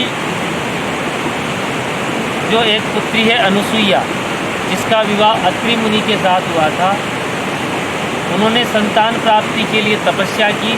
तब तीनों देवता भगवान नारायण, ब्रह्मा जी और शंकर भगवान तीनों प्रकट हुए और तीनों ने तथास्तु कहा। तो इसी कारण उनके यहाँ सोमोभूत ब्रह्मणों से न दत्तो विष्णुस्तु योगीवत, ब्रह्मा जी के अंश से चंद्रमा, भगवान शंकर के अंश से दुर्वासा जी और भगवान नारायण के अंश से भगवान दत्तात्रेय प्रकट हुए। बोले दत्त भगवान की। ये हो गई मनु जी की 2 पुत्रियाँ। अब तीसरी पुत्री है प्रसूति, सबसे छोटी पुत्री। इसका विवाह हुआ दक्ष प्रजापति के साथ। 16 कन्याएं हुई, तो 13 कन्याएं तो धर्म को ब्याही गई। स्वाहा नाम की कन्या अग्नि को ब्याही गई, 13 और 1 14। स्वधा नाम की कन्या पितरों को ब्याही गई, 15। और सती नाम की कन्या शंकर जी को ब्याही। ये धर्म की 13 कन्याएं हैं महाराज, मतलब 13 लक्षण हैं धर्म के। आगे इनकी कथाएं भगवान पतिनारायण के सुनाएंगे आपको। सबसे जो छोटी पत्नी मूर्ति, इसके गर्भ से भगवान ने नर नारायण के रूप में अवतार लिया, जो आज बद्री विशाल में विराजमान है। वही नर नारायण भगवान की। इनकी संपूर्ण कथा भी बद्रीनाथ की कथा बद्रीनाथ में सुनाई। तो मैत्रेय मुनि कहते हैं विदुर जी महाराज, ये जो सती नाम की कन्या है ना, जिसका शंकर जी से ब्याही गई, इनके कोई संतान उत्पत्ति नहीं हुई। क्यों? क्योंकि इन्होंने अपने पिता के यज्ञ में अपने शरीर को स्वाहा कर लिया। अब विदुर जी को आश्चर्य हुआ, महाराज शंकर भगवान तो बोले वाले हैं, कपूर गौरम करुणावतारम। ऐसे करुणावतार भगवान शंकर से दक्ष ने द्रोह कैसे किया? तब कथा सुनाते हुए कहते हैं कि देखो, जब ब्रह्मा जी ने दक्ष को प्रजापति का पद दे दिया तो दक्ष को अभिमान हो गया। स्वागत समारोह का आयोजन किया, सब खड़े हो गए, लेकिन ब्रह्मा जी और शंकर जी भगवान नारायण खड़े नहीं। तो ब्रह्मा जी को और नारायण को तो कुछ बोल नहीं सकता था, भाई वो तो पद में भी बढ़े हैं, शंकर जी भी पद में बढ़े हैं, लेकिन चूंकि मेरी बेटी के साथ विवाह हुआ है तो मेरे जमाता लगे, तो जमाता के नाते तो प्रणाम करना चाहिए, है? ये क्यों नहीं खड़ा हुआ? तो महाराज सबसे पहले अध्यक्ष महोदय ने भाषण चालू कर दिया कि महानुभावों की सभा में यदि एक भी अशिष्ट आ जाता है तो सभा का सम्मान बिगड़ जाता है। सब लोगों ने एक दूसरे की तरफ देखा, यहाँ असभ्य कौन आ गया? सब एक दूसरे की तरफ देख रहे। दक्ष बोला कि ये नहीं दिख रहा तुमको? दक्ष, ये शंकर, यही है असभ्य है। अरे सभ्य लोगों के साथ रहता तो संस्कार आते, भूत प्रेतों के साथ रहता है, शमशान में पड़ा रहता है, तो ऐसे ही लक्षण आएंगे। अब महाराज अशिष्ट बोल रहे हैं,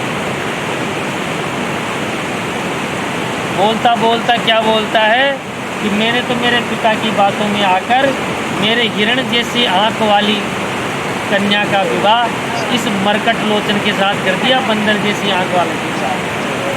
वही तो गृहीत्वा मृग सावक्षा पानी नाम मरकट लोचना। अब बताओ, शंकर भगवान की आँख बंदर जैसी है क्या? अब तो महाराज नंदीश्वर खड़ा हो गया। हरिहर निंदा सुनी जे काना, होई पाप गोघात समाना। मैं नहीं सुन सकता। भगवान बोला भाई बैठ जा। ससुराल में सबको गालियाँ सुननी पड़ी। शादी के समय हमने नहीं सुनी, अब सुन रहे हैं। ससुर जमाई की बात है तो बीच में बैठ जा, बिठा दिया। महाराज दक्ष का क्रोध तो शांत नहीं हुआ, गालियाँ देते देते आखिरी में श्राप दे दिया कि जा तेरे को आज के बाद किसी भी यज्ञ में कोई भाग नहीं मिलेगा। अब तो महाराज नंदीश्वर तो खड़ा हो गया कि भोलेनाथ अब कुछ नहीं कहोगे। बड़ी देर से बकरे की तरह बक कर रहा है। जब मैं तुझे श्राप देता हूँ तेरे बकरे का ही मुंह लग जाए। उधर महाराज जो दक्ष का पुरोहित था ना, मानो पुरोहित उनके पंडित जी, तो उन्होंने ये देखा कि हमारे जजमान को श्राप कैसे दे दिया। भाई खड़े हो गए कि जा शिव जी के गण वो भ्रष्ट हो जाए, मतलब दूसरे मार्ग में चले जाएं, जिसको हम अघोर पंथ कहते हैं। श्राप दे दिया था भृगु जी महाराज, उनके कुल पुरोहित ने। उधर शिव जी के गण खड़े हो गए कि हमको ज़बरदस्ती श्राप दे दिया। भाई नंदीश्वर को देना चाहिए। जा हम शिव जी के गण भी श्राप देते हैं कि तेरे जैसे जो चाटुकार ब्राह्मण है ना, जो जजमान की ल्याव ल्याव करते हैं, वो सब भिखमंगे हो जाए। आज भी वही स्थिति है महाराज। जो चाटुकार ब्राह्मण है ना, मतलब जो सच्चाई के बोलेंगे वो तो आज खूब करोड़पति हो रहे हैं, बढ़िया माल, गाड़ी घोड़े सब भगवान की कृपा है। लेकिन जो जजमान के आगे पीछे घूमने वाले हैं, जजमान बोलेगा पंडित जी दीतवार का मुहूर्त काटो हमारे, दीतवार को ही टाइम है। हाँ जजमान दीतवार को आ जाओ 7:30 बजे, नहीं तो नियम से कि नहीं दीतवार का कैसे होगा, मुहूर्त नहीं। तो ऐसे ब्राह्मण आज भी भिख मंगे। अपने चारों तरफ नज़र उठा के देख लेना, खूब कमाएंगे, कभी ठाले नहीं रहेंगे, लेकिन जेब में जाके देखो तो चूहे आजकल उपवास करते हैं। सीताराम है सब। तो महाराज स्वागत समारोह हो रहा था और ये श्राप समारोह चालू हो गया। शिव जी ने देखा कि सब हमारे कारण ही हैं, हम जहाँ तक हैं यहाँ पे तब तक ये चलेगा। तो शिव जी गणों को साथ लेकर चले। परंतु महाराज दक्ष का क्रोध अभी शांत नहीं हुआ, तो उसने कनखल में हरिद्वार में यज्ञ का आयोजन किया, बड़ा भारी, रोष ही रोष में सबको बुलाया, छोटे मोटे सब देवताओं को, पर शंकर भगवान को निमंत्रण नहीं दिया। अब महाराज सारे जो विमान आ रहे थे, ये तो गर्मी हो रही थी ना, इतनी देर से सब धूप में बैठे थे, भगवान ने बढ़िया छाया कर दी। हाँ। तो सारे विमान कैलाश के ऊपर से जा रहे हैं, गड़गड़ाते हुए विमान आकाश मंडल में। देवी सती ने देखा कि आज क्या देख रही हूँ, सुबह से खूब गड़गड़ाते होती है। तो अपनी 2 अनुचरियों को भेजा, जा पूछ क्या। तो जया और विजया ये 2 अनुचरियाँ जाके पूछ के आई। तो आके बोली कि माताजी आपके पिताजी ने कनखल में बहुत भारी यज्ञ किया और ये सारे वहीं पर जा रहे हैं, आपको भी जाना चाहिए, आपके पिता हैं। अब तो महाराज पियर की नाम सुन के तो माताजी फिर बढ़िया घुंघरू बांध हैं, बहुत जल्दी तैयार हो जाती है। इच्छा मतलब ये घर जाने की इच्छा हो जाती है, ऐसा नहीं है, होना भी चाहिए। अब माताजी चरण दबाने लगी शिव जी की। भगवान बोले देवी आज खूब सेवा हो रही है, क्या बात है। तो देखो क्या बोलती है बासा से। माता सती बोलती है कि आपको पता नहीं है, आपके ससुराल में आपके ससुर ने बड़ा भारी यज्ञ का कार्यक्रम किया। यानी ये नहीं कहा कि मेरे पिताजी, भगवान को ऐसा लगे कि अपना मेरे ससुर अपनापन लगे, अपने को चलना चाहिए। भगवान बोले देवी कोई चिट्ठी पत्री आई है क्या। माता जी बोली भगवान भेजी ज़रूर होगी, पर आप यहाँ इतनी दूर कैलाश में रहते हो, डाक विभाग की भी गलती हो सकती है, पत्र आने में भेजी ज़रूर होगी। खूब विनती करी। फिर आखिरी में भगवान शंकर ने वो जो श्राप समारोह हुआ था, स्वागत समारोह, वो पूरा सुनाया और बोला देवी ये यज्ञ केवल हमको चिढ़ाने के लिए होता है, हमको नीचा दिखाने के लिए हो रहा है, इसलिए हमको नहीं चलना चाहिए। माता जी बोली, प्रभु ससुर जमाई में खटपट तो होती रहती है, आप मेरे साथ चलो, मैं जाके आप बढ़िया संधि करा दूँगी, छोटी मोटी बातें होती रहती हैं। शंकर भगवान बोले, देवी मेरी इच्छा तो नहीं जाना है। अब माता जी के तो पायजेब बन गई। तो महाराज इसमें लिखते हैं कि माता जी कभी भीतर जाती हैं, कभी बाहर आती है, कभी भीतर जाती है, कभी बाहर आती है। क्या करें? निष्क्रामति निर्वसति, बार बार अंदर जा रही है, बार बार बाहर आ रही है। भगवान समझ गए कि ये तो रुकने वाली नहीं है, क्योंकि भगवान तो अंतर्यामी है, जो होगा वो भी दिख रहा है भगवान को, त्रिकालदर्शी। कोई बात नहीं देवी, अगर तुम जाना ही चाहती हो तो ये अपने खेल खिलौने, काजल बिंदी, श्रृंगार का सामान, ये तोता मैना सब ले जाना, क्योंकि पता है वापस आने वाली तो है नहीं। और नेत्र बंद करके बैठ गई। माता जी थोड़ी दूर तो गई, फिर देखा जाऊं नहीं जाऊं, वापस आई, फिर चली गई। जब भगवान ने देख लिया भाई खूब दूर चली गई, तो नंदीश्वर गणों को साथ भेज, भाई तुम भी जाओ, अच्छी बात नहीं है तीयर में अकेला भेज के। नंदीश्वर आदि सब गए। बहने तो वही कटाक्ष बोली, आ गई देख, उसको बुलाया नहीं तब भी आ गई। लेकिन एक माता जी प्रेम से हो। और देखो आप सब जानते हैं पीहर तब तक ही होता है जब तक माँ हो, मायका माँ से ही जुड़ा होता है। माँ के जाने के बाद मायके में वो रस नहीं देगा। तो माता जी तो बढ़िया प्रेम से बोली, तो सती माँ ने सोचा कि कम से कम माँ तो बोल रही है, और चाहे बोले चाहे कुछ मत बोले। सबसे मिलने के बाद जब सती माँ यज्ञशाला में पहुँची तो वहाँ देखा छोटे से छोटे एक देवता का भी यज्ञ बाग रखा हुआ है, लेकिन मेरे पति का नहीं। अरे मेरा अपमान हो जाए कोई बात नहीं, लेकिन मेरे पति का अपमान नहीं। दक्ष को ललकारा है तो पिता, लेकिन बोलती है दुष्ट दक्ष, मुझे ये अफसोस रहेगा कि मैं तेरी पुत्री हूँ।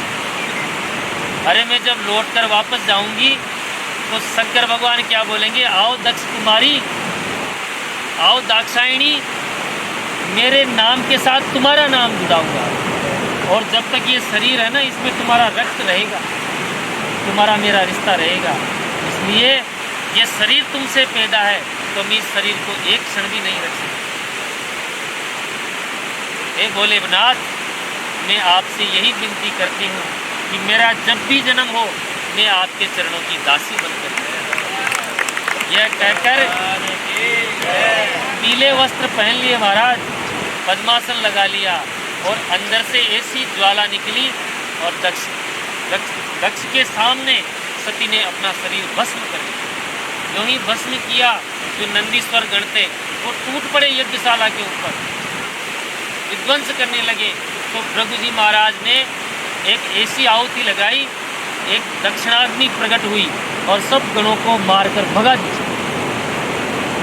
भागते भागते जो शिव जी के गण थे वो शंकर भगवान के पास आए, सारी कथा सुनाई। शंकर भगवान ने एक जटा तोड़ कर फेंक दी जमीन पर, उससे एक भयंकर कृत्या प्रकट हुई। प्रणाम किया, भगवान बोले, धो वीर ते भद्र, हे वीर तेरा कल्याण हो। तो उसका नाम हो गया वीरभद्र। आज्ञा दी, दक्षम सयज्ञम चही, दक्ष को यज्ञ सहित नष्ट कर दो। तो महाराज वीरभद्र भागा तो नंदीश्वर आदि गणों में भी जोश आ गया, वो भी पीछे पीछे भागे। दूर से ऐसे काले काले आकाश में बिल्कुल काला हो गया आकाश। तो यज्ञशाला में आचार्य ने देखा कि वातानवांति, अभी तो प्रलय का समय नहीं हुआ है, ये प्रलय कैसे आ गई। तो ये बात ही कर रहे थे कि वीरभद्र ने पूरी यज्ञशाला घेर ली। कोई दही के कुंड में हर हर महादेव। महाराज लिखा है शिव पुराण में, भागवत जी में तो नहीं है, उसे कुंड के अंदर लघु शंका तक करती दक्ष के उस यज्ञ कुंड में। और महाराज कोई खीर को पी गया तस्मै नमः, खंभों को पटक दिया, देवता इधर उधर भागने लगे। तो नंदीश्वर गणों ने पकड़ लिया कि भाग कहाँ रहे हो, यज्ञ में भाग लेने आए हो तो भाग लेके भागना। सबको भाग लिया, कोई भूखा देवता के दांत तोड़ दिए, किसी की आंखें फोड़ दी, किसी की क्या कर दी। पूरा यज्ञ विध्वंस करके जजमान को पकड़ा, गर्दन काटने लगे पर कटी नहीं महाराज, क्योंकि प्रभु जी महाराज जो ना पंडित जी उन्होंने अभिमंत्रित कर दिया। तो उन वीरभद्र ने क्या किया, जैसे गीले तौलिए को निचोड़ते हैं ऐसे निचोड़ के खींचा, सुखाड़ के कुंड में दक्षाय नमः स्वाहा। ये हो गया महाराज इतने बड़े जजमान और इतना बड़ा ये दड़ दड़ रह गया जजमान। अब सारे वीरभद्र आदि तो वापस आ गए, सारे देवता जिनके अंग भंग कर दिए थे ब्रह्मा जी के पास गए, बोले महाराज ठीक कराओ। ब्रह्मा जी ने बोला जिन्होंने किया है वही करेंगे, चलो भोले बाबा के पास, हम तो नहीं जाएंगे। अरे भोले बाबा कपूर गौरम है, क्षणे रुष्टो क्षणे तुष्टो, रुष्टो तुष्टो क्षणे क्षणे। ब्रह्मा जी को आगे करके गए तो ब्रह्मा जी तो देखते ही खड़े हो गए, क्योंकि पिता है, शरीर तो उन्होंने दिया ना, प्रभु किसे प्रकट हुए। क्षमा याचना की कि महाराज देवताओं को ठीक करो, तो ये लोग कर दिया, तो थोड़ा बहुत ठीक भी कर दिया। बोले यज्ञ को भी पूरा करो, क्योंकि यज्ञ अधूरा रहेगा तो दोष लगेगा, यज्ञ बीच में नहीं रुकना चाहिए। बोले यज्ञ में हमको हिस्सा ही नहीं मिलेगा तो क्यों ठीक करें। ब्रह्मा जी बोलते हैं कि आज के बाद यज्ञ में जो भी शेष बचेगा वो आपका। अब आपको मैं बताओ शाम को भोजन करने के बाद थालियों में जो कुछ बचेगा वो आपका। बोलो कौन राजी होगा, कोई नहीं। बोले बाबा बोले महाराज यज्ञ तो नारायण है, यज्ञ नारायण भगवान है, तो उनका जूठन प्रसादी मेरे को मिल जाए तो मेरे तो भाग धन्य हो गए। सोई राम सोई राम। आगे आते ही बोले महाराज कि जजमान को बुलाओ, यज्ञ को पूरा करें। जजमान का तो मुंडी तो गई धड़ पड़ा। बोले वहाँ बलि के लिए बकरा रखा था, उस बकरे का मस्तक काट के बलि के धड़ पे रखा, और भगवान तो मृत्युंजय है, बलि को जीवित कर दिया। अब तो महाराज बलि तो नाचने लग गया, खूब स्तुति करे, पर वो बकरे का मुंह लग रहा हो तो बड़बड़ी करे, बम बम बम बम। तो आज भी भोलेनाथ के भक्त जल चढ़ाने के बाद क्या करते हैं, बम बम बम बम। भोलेनाथ बोलते हैं मेरा ससुरी बोल रहा है, बहुत प्रसन्न होते हैं भोलेनाथ। बोले भक्तवत्सल भगवान की जय। तो महाराज उसी समय भगवान नारायण प्रकट हो गए, ब्रह्मा जी साथ थे ही। तो भगवान नारायण करते हैं कि हम तीनों देवता कोई अलग अलग नहीं है, आप मुझसे तो प्रेम करो और भोलेनाथ से कहोगे नहीं, मैं नहीं मानता शंकर भगवान को, तो इसका मतलब वो मेरा द्रोही है। शिव द्रोही मम दास कहावा, तो मतलब भगवान नारायण उसको अपना मानते ही नहीं है। हाँ। बोले भक्तवत्सल भगवान की जय। आगे ध्रुव जी महाराज का चरित्र आता है, कथा तो आप सब जानते ही हैं। समास विधि में सुन लीजिए कि अपनी सौतेली माँ के वचनों से आहत होकर नारद जी की प्रेरणा से केवल 6 महीने के अल्प समय में ध्रुव जी महाराज ने भगवान नारायण को प्राप्त करके ध्रुवत्व प्राप्त कर लिया, और महाराज मधुर वनम मथुरा में तपस्या करके प्राप्त किया। 12 अक्षरों का मंत्र श्री नारद जी ने दिया था, तो 12 श्लोकों से ही भगवान की स्तुति की। भगवान ने 36,000 वर्ष तक राज्य करने का ध्रुव जी को आशीर्वाद दिया, और महाराज ध्रुव जी ने 36,000 वर्ष तक राज्य करने के बाद शरीर उनको लेने के लिए वैकुंठ से विमान आया। तो विमान में चढ़ने लगे तो मृत्यु के देवता यमराज जी खड़े हो गए, महाराज ये यमलोक है, ये मृत्यु लोक है, बिना मरे हुए नहीं जा सकते। तो बोले ये तो आए हैं। बोले आप ऐसा करो मेरे मस्तक पर पैर रख कर चढ़ जाओ, क्योंकि जो वैकुंठ का विमान है ना वो इतना ऊंचा है, आप चढ़ोगे नहीं। तो मृत्यु और मोदनी पदम शिशु, मृत्यु के मस्तक पर पैर रखकर वैकुंठ वाले विमान में चढ़े महाराज। ये है तपस्या का फल। विमान में चढ़ने के बाद ध्रुव जी पार्षदों से कहते हैं कि रुको एक मिनट। क्यों? अरे मैं तो यहाँ जा रहा हूँ, पर मेरी माता जी तो नीचे ही रह गई। पार्षद बोले महाराज आपके जैसे पुत्र को जिस माँ ने जन्म दिया है वो पीछे कैसे रह सकती है, ऊपर देखो, आगे आगे आगे का ही विमान चल रहा है। बोले भक्तवत्सल भगवान की। तो महाराज आगे पृथु महाराज का चरित्र आता है कि इन्हीं ध्रुव जी के वंश में धर्मात्मा अंग हुए, महात्मा अंग राजा हुए। उनका विवाह हो गया मृत्यु की पुत्री सुनीता देवी के साथ। शादी ब्याह खानदान देखकर करना चाहिए। गलत खानदान में ब्याह हुआ तो बेन जैसा बेटा हो जाएगा, महापाखंडी, जिसके डर से राजा अंग को ही अपने राज्य की गुफा में जाकर छिपना पड़ता। जब वो राजा बना तो उसने घोषणा करवा दी कि कोई यज्ञ नहीं करेगा, न यष्टव्यम न दातव्यम न होतव्यम द्विजा कचित इति निवारयत धर्मम भेरी घोषेण सर्वसः। घोषणा करवा दी, न यष्टव्यम, न कोई यज्ञ करेगा, न दातव्यम, न कोई दान करेगा। अब बताओ, संत महात्मा आए, राजन ये आप गलत कर रहे हो। अरे धर्म की जड़ सदा हरी, धर्म से देवता पुष्ट होते हैं और प्रसाद करते हैं, अन्न देते हैं, वस्त्र देते हैं। बोले भगवान को देखा है क्या तुमने कभी? अरे जिसको देखा ही नहीं उसको उसकी क्यों पूजा करते हो? एक राजा के शरीर में सब देवता निवास करते हैं। वो यज्ञ पुरुषो नाम यत्र वो भक्ति रसी। किसकी भक्ति करते हो जो दिखता ही नहीं है? महात्मा को क्रोध आ गया। महाराज ऐसा क्रोध अहंकार भरी तो वो जो बेन था ना वही ढेर हो गया। गोविंदाय नमो नमः आए थे सुधारने, उसको सिधार दिया। महात्माओं ने उसके शरीर का मंथन किया तो पृथु जी प्रकट हो गए। बोले पृथु महाराज की, ये भी अवतारों में आते हैं। महाराज इन्होंने भी बढ़िया पृथ्वी का इतना अच्छा काम किया। पृथु के महाराज से पृथ्वी बनी है। इन्होंने सारे पर्वतों को एक जगह कर दिया था। ये आज हिमालय एक तरफ बना है, ये पृथु जी महाराज का ही किया हुआ। सभी नदियों को व्यवस्थित किया, नगर ग्रामों की व्यवस्था की। और महाराज इन्हीं के वंश में आगे चलकर भरत जी महाराज, जड़ भरत जी, जिनका संवाद हुआ राजा रघुगण के साथ, और रघुगण का कल्याण भी इन्होंने ही किया है। अब परीक्षित जी ने भूगोल खगोल का वर्णन कराया महाराज कि गंगा जी, बद्री विशाल, नर नारायण नारद जी। लिखा है महाराज भागवत जी में कि यस्याम स्नानार्थम चागच्छत है, जो गंगा जी के स्नान के लिए एक एक कदम बढ़ाता है। ध्यान से सुनना, पदे पदे अश्वमेध राजसूय, उसको एक एक कदम पर एक एक अश्वमेध राजसूय यज्ञ का फल मिलता है। अब देख लो घर से कितने कदम बढ़ा के आए। मैं नहीं कह रहा, ये तो पोथी में लिखा हुआ है।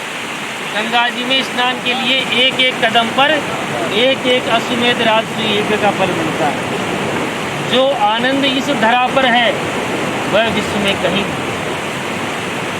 न। यत्र वैकुंठ कथा सुधा प्रगा न साधवो भागवत तदाश्रया।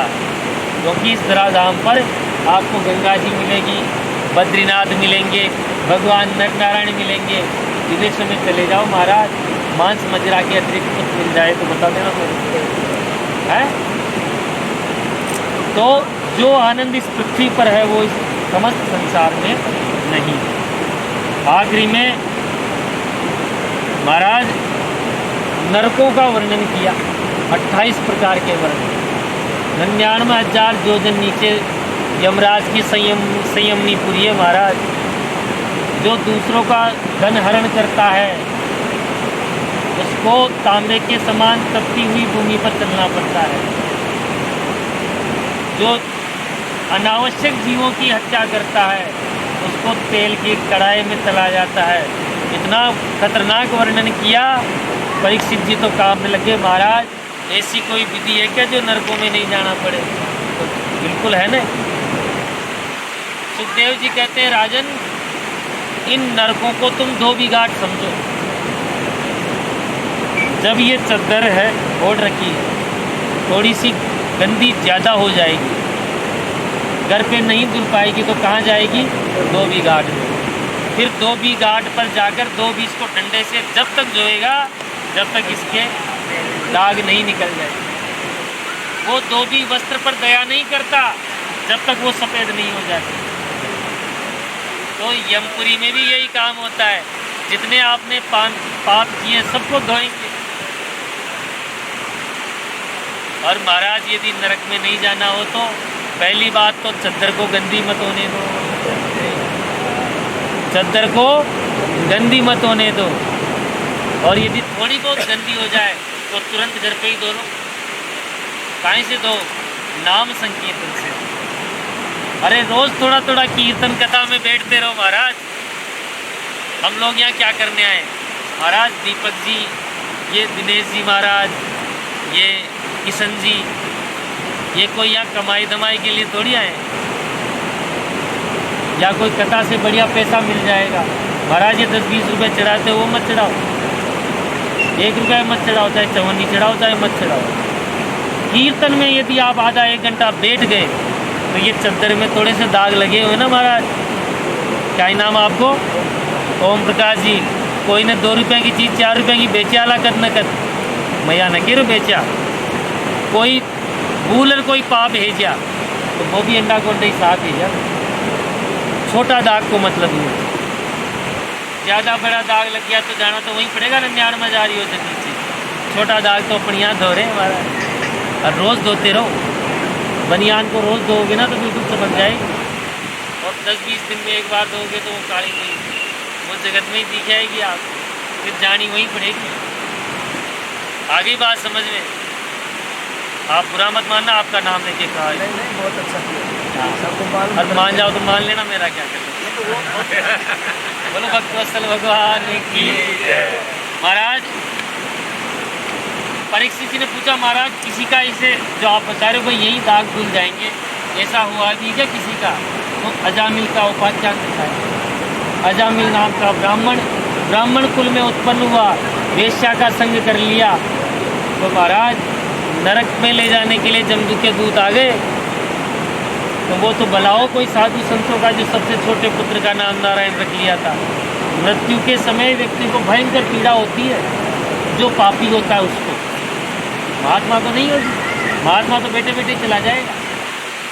तो पापी को भयंकर कष्ट होता है, कष्ट में वो चिल्लाता है, चीखता है। तो उसने अपने बेटे को पुकारा, बेटा नारायण बचाओ, बेटा नारायण बचाओ। तो भगवान के पार्षद आ गए और वो जो काले काले दूध थे ना उनको पटक दिया। जम के दूध बोले, तुम गोरे गोरे कहाँ से आए? बोले हम, इसने पुकारा ना नारायण बचाओ, नारायण बचाओ। अरे इसने तो अपने बेटे को पुकारा है। तो भगवान के पार्षद बोले, इसका बेटा कितने साल से? 5 साल से। तो नारायण नाम 5 साल से। हमारे भगवान का नाम तो अनादिकाल से है, तो नारायण नाम उनका हुआ, किसके बेटे का हुआ? जाओ यहाँ से, भगा के। भगवान के पार्षद भी आ गए। तो महाराज अजामिल ने ये दृश्य देख लिया। देखता ही वो तो मरा थोड़ी था, समझ गया कि भूल से लिया तो ये लाभ हो गया, और यदि सच्चाई से लेता तो पता नहीं क्या होता। बोले भक्त वत्सल भगवान की। भाय कुभाय अनक आलस हूँ, आपको अच्छा लगे चाहे नहीं लगे, चाहे आलस्य से ही लो, नाम जपत मंगल दिशि दसो। भगवान कहते हैं, कहूँ कहाँ लगी नाम बड़ाई, राम न सकही नाम बुराई। भगवान राम किसका गुण देता। जमराज के दूत गए जमपुर में, बोले महाराज ये आपका यम का पास पकड़ो, नौकरी नहीं करनी। तो क्या हो गया? तो कथा सुनाई। और बोले ये नाम यहाँ मत लो। क्यों? यहाँ जितने भी है ना हमारी सबकी छुट्टी हो जाएगी, सब तर जाएंगे। तो महाराज इतना बड़ा चमत्कार है। बोले चमत्कार कितना बड़ा है मैं भी नहीं जानता। हम 12 लोग हैं जो थोड़ा बहुत जानते हैं। यह है 12 भागवत। स्वयंभूर नारद शंभु कुमार कपिलो मनु, प्रहलादो जनको भीष्मो बलिर वैयासकिर वयम। आखिरी में जो वयम कहा है वो खुद के लिखा है 12वां में भी। तो महाराज आप ये बताओ किस किस को लाना और किस किस को नहीं लाना, हम तो इस चक्कर में नहीं पड़ेंगे। तो यमराज जी कहते हैं यम के दूतों से, आप भी सुन लेना, यमराज के दूत को बुलाओगे भगवान के पास से दिव्यान भक्ति भगवत गुणानाम, जिनकी जिव्या भगवान का गुण नहीं गाती हो,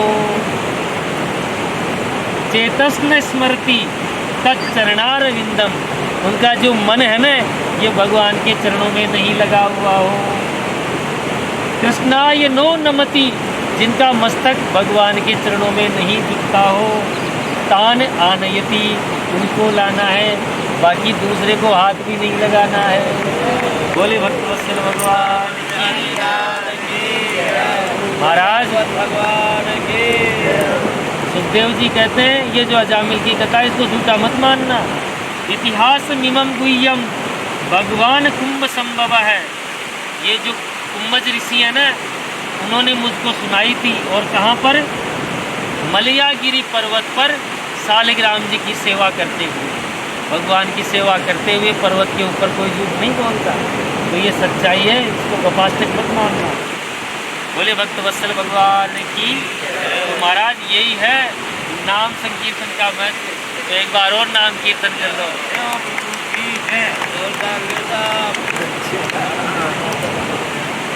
बोले भक्तवत्सल भगवान की। मीठे रस से भरोड़ी राधा रानी लागे, राधा रानी लागे, माने कारो कारो यमुना जीरो पानी लागे। मीठे रस से भरोड़ी राधा रानी लागे, महारानी लागे, माने कारो कारो यमुना जीरो पानी लागे। पानी लागे, पानी लागे, ओ पानी लागे, माने पानी लागे। ओ मीठे रस से भरोड़ी राधा रानी लागे, महारानी लागे, माने कारो कारो जमुना जीरो पानी लागे।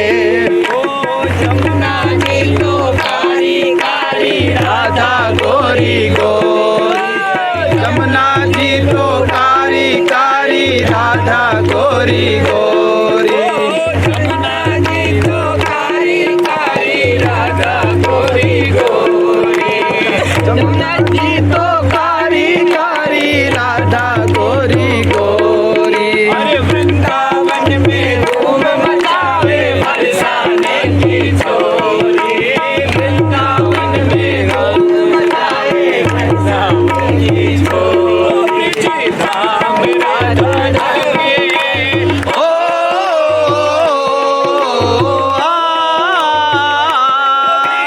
धाम राधा जोगी राजधानी लागे, राजधानी लागे, माने कारो कारो जमुना जीरो पानी लागे। रस से भरियोरी राधा रानी लागे, महारानी लागे। भाई जिन्हें नाव नाचो वो भी नाच सकते हैं, जिसको नहीं आता वो भी आ जाओ। आदमी भी नाच सकते हैं, आदमी आके सो नहीं बोला, आदमी भी नाच सकते हैं। खड़ा हो जाओ, खड़े हो जाओ भाई साहब पीछे से। कोई मिठाई मन माखन मिश्री, कोई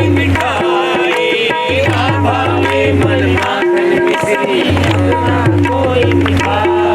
अरे मारी तुझी बड़ी लाने भावे राधा नाम मलाई, मारी तो लाने भावे राधा नाम मलाई।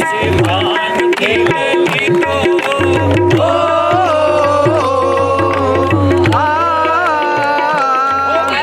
भान की लली तो बूढ़ी थाली लागे, बूढ़ी थाली लागे, माने कारो कारो जमुना जीरो पानी लागे। ओ मीठे रस से भरियोरी राधा रानी लागे, महारानी लागे, माने कारो कारो जमुना जीरो पानी लागे। देखो लास्ट में क्या शब्द है, शब्दों पे गौर करना। राधा राधा नाम रखत है जो नर आठो यार, राधा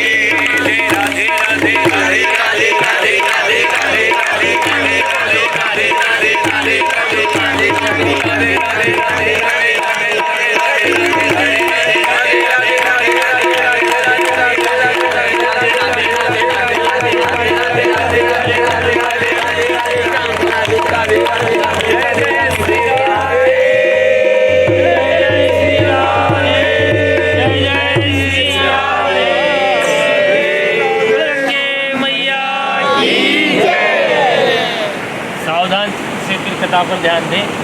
देखो, नाम संकीर्तन जो है आम पाचक है, आम पाचक है। थोड़ी थोड़ी कथा सुनेंगे फिर आप पचा लेंगे। अब महाराज जो दक्ष मरा था, बकरे का सिर लगा था, मरा नहीं था,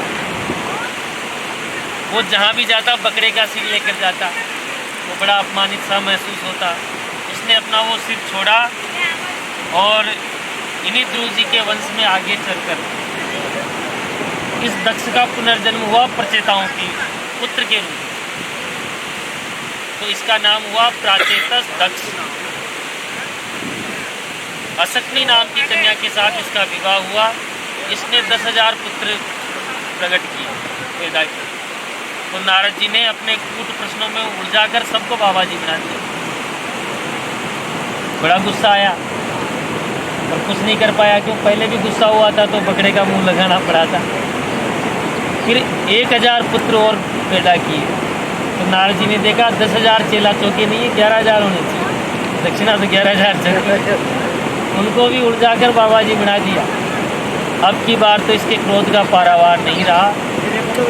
इसने नारद जी को ही श्राप दे दिया कि अहो असाधु साधु नाम साधु लिंगेन नस्त्वया असाध्व कार्य भरतानाम भिक्षो मार्ग प्रदर्शित है तस्मात् लोकेषु ते मूढ़ न भवेत् ब्रह्मतस्ततः।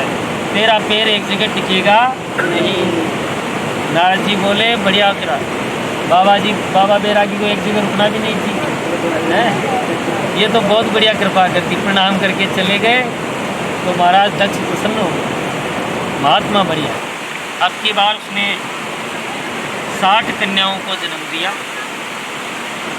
इन्हीं 60 कन्याओं से समस्त सृष्टि का विस्तार हुआ। 60 कन्याओं में से 13 कन्या तो कश्यप जी को ब्याही गई। दिति अदिति जो देवताओं की और राक्षसों की माता जी की। धनु काष्ठा सुरसा इला कद्रु विनीता आदि 13 कन्याएं तो ये गई। 27 कन्याएं चंद्रमा को ब्याही। नक्षत्र है ना जो अश्विनी वर्णी कृतिका रोहिणी मत्स्य आद्रा पुनर्सुके अश्लेषा मघा पूषा उषा श्रवण धनिष्ठा सतविषा। अब तो ज्योतिष के स्टूडेंट याद है। 27 ये हो गई। 10 कन्याएं धर्म को ब्याही, वो अलग हैं। वो 13 कन्याएं, ये 10 और ब्याही है धर्म। तो कश्यप जी की जो दिति नाम की पत्नी है, इनसे दैत्यों का जन्म हुआ, राक्षसों का। और इसी दिति की एक बेटी है रसना नाम की। इसकी रसना नाम की बेटी का विवाह त्वष्टा ऋषि के साथ हुआ। इनके 2 बेटा हुए। देखो उड़ने वाला बात है, जैसे आपको सुनते हो। विश्वरूप और सन्निवेश। ये विश्वरूप एक बार देवताओं के पुरोहित बने और इंद्र को नारायण कवच का उपदेश दिया। ये नारायण कवच भागवत जी के 6ठे स्कंद में आता है। जो व्यक्ति रोज नारायण कवच का पाठ करता है उसका कभी अहित नहीं होता है। सबको नारायण कवच का उपदेश पढ़ना चाहिए, पाठ करना चाहिए, जो भी अपना कल्याण चाहता है। शत्रु ज़्यादा है, व्यापार में कोई टोने टोटके करता है, घर में कोई किसी ने छोड़ दिया तो नारायण कवच के 1100 पाठ कर लो या 5 पाठ रोज कर लो। 4 रुपए की किताब आती है गीता प्रेस गोरखपुर, नारायण कवच। गोविंद देव जी के मंदिर मिल जाएगी या गीता प्रेस वाली दुकान पर मिल जाएगी। सबको पाठ करना चाहिए और संस्कृत में करना चाहिए। चाहे अशुद्धि करो, धीरे धीरे शुद्ध हो जाएगा। नारायण कवच का इंद्र को उपदेश दिया और यहीं पर इंद्र के और महाराज वृत्तासुर के युद्ध का वर्णन आता है, जिसमें वृत्तासुर का युद्ध अंत हुआ। आगे की कथाओं में श्री परीक्षित जी ने प्रश्न किया, महाराज अब तक जो आपने सुनाया है उसमें भगवान तो देवताओं का ही साथ देते हैं, राक्षसों को मारते हैं, ये भगवान पक्षपात को है। तो देव जी कहते हैं कि प्रहलाद क्या राक्षस पुत्र नहीं था, उसको तो गोद में बिठाए कैसे? तब कहते हैं कि हिरण्याक्ष का वध हुआ था वराह भगवान ने, तो हिरण्यकश्यप ने प्रतिज्ञा कर ली थी कि मैं भी भगवान नारायण को जब तक इस सृष्टि से समाप्त नहीं कर दूंगा। तो खूब तपस्या करी महाराज, तपस्या ऐसी करी पूरे शरीर पे दीमक लग गई, कठोर तपस्या करी। ब्रह्मा जी प्रसन्न हो गए, ब्रह्मा जी के प्रकट होते ही बोलते मेरे को अमर बना दो। ब्रह्मा जी बोले भाई अमर तो हम ही नहीं है, कैसे बनाए, अमरता का वरदान कैसे दे दें आपको, अमर तो हम ही नहीं है। तो बोले महाराज अमर नहीं हो तो मैं एक नहीं खूब सारे मांगूंगा, तो मांग ले भैया। बोले मैं न दिन में मरूँ न रात में है, न मनुष्य से मरूँ न राक्षस से, मतलब आपकी बनाई हुई सृष्टि में किसी से नहीं मरूँ, न ऊपर मरूँ न नीचे मरूँ न सुबह मरूँ न, मतलब आपके बनाए हुए 12 महीनों में से किसी महीने में नहीं मरूँ। उसने पूरी बुद्धि लगा ली अपनी जितनी आती थी, न अस्त्र से मरूँ न शस्त्र से मरूँ, खूब बुद्धि लगा ली। भगवान बोले भाई वचन तो तेरे दुर्लभ हैं पर तपस्या भी दुर्लभ है, तथास्तु। ब्रह्मा जी आ गए, अब तो उसने सोच लिया अपन अमर हो गए, तो इंद्र दिक्पालों को बंदी बना लिया।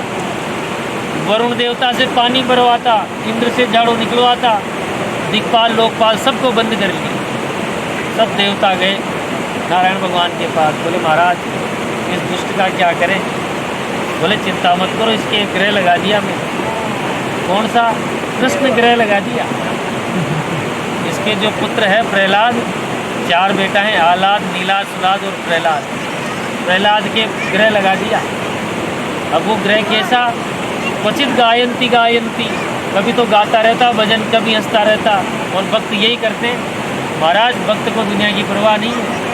जैसे अभी कीर्तन चल रहा है, नाचने लग गए, तो जो कोई मानी होगा ना यार लोग देख के क्या बोलेंगे, और भक्त तो नाचने लग जाए, उसको कोई लज्जा का विषय नहीं। प्रहलाद जी जब थोड़े समझदार से हुए तो हिरण्यकश्यप ने उनको विद्यालय भेज दिया पढ़ने। हिरण्यकश्यप दानव विश्वविद्यालय, जहाँ पर दानव नीति सिखाई जाती है। गुरुजी सिखाते और वो सीखते हो, मतलब गुरुजी जो सिखाते वो उनको पढ़कर सुना भी देते हैं याद करके, पर अंदर नहीं लेकर जाते, मनन नहीं करते। एक दिन हिरण्यकश्यप आया गुरुकुल में, अपने बेटे को गोदी में बिठाया, माथे पर हाथ फेरा, बोला बेटा गुरुजी ने कौन सी अच्छी बात सिखाई तेरे? तो प्रहलाद जी ने गुरुजी की तरफ देखकर बोला देखो गुरुजी अच्छी बात पूछ रहे हैं तो अच्छी बताऊंगा, अच्छी पूछ रहे हैं तो अच्छी बताऊंगा। प्रहलाद जी कहते हैं पिताजी ये संसार तो अंधा कुआं है, जैसे अंधों की लाइन जाती है, एक अंधा गुरा धम, तो वो दूसरे को नहीं कहता भाई मत आना, वो कहता मैं गिर गया तू भी गिर जा। क्यों? बुढ़ापे में सब दुख पाते हैं, बेटे बेटी उसकी कहा नहीं मानते, आज्ञा का उल्लंघन करते हैं, कष्ट पाते हैं संसार से। सब सोचते हैं कि सन्यासी हो जाते तो बढ़िया रहता, लेकिन बताओ कौन सा बाप अपने बेटे को कहता कि जा बेटा सन्यास ले। एक अंधा गिरा है, दूसरा अंधा भी गिरना चाहिए। इसलिए कहा है महाराज प्रहलाद जी करे पिताजी को, अंधे अथा जैसे अंधे गिर जाते हैं वैसे ये संसार अंधा कुआं है।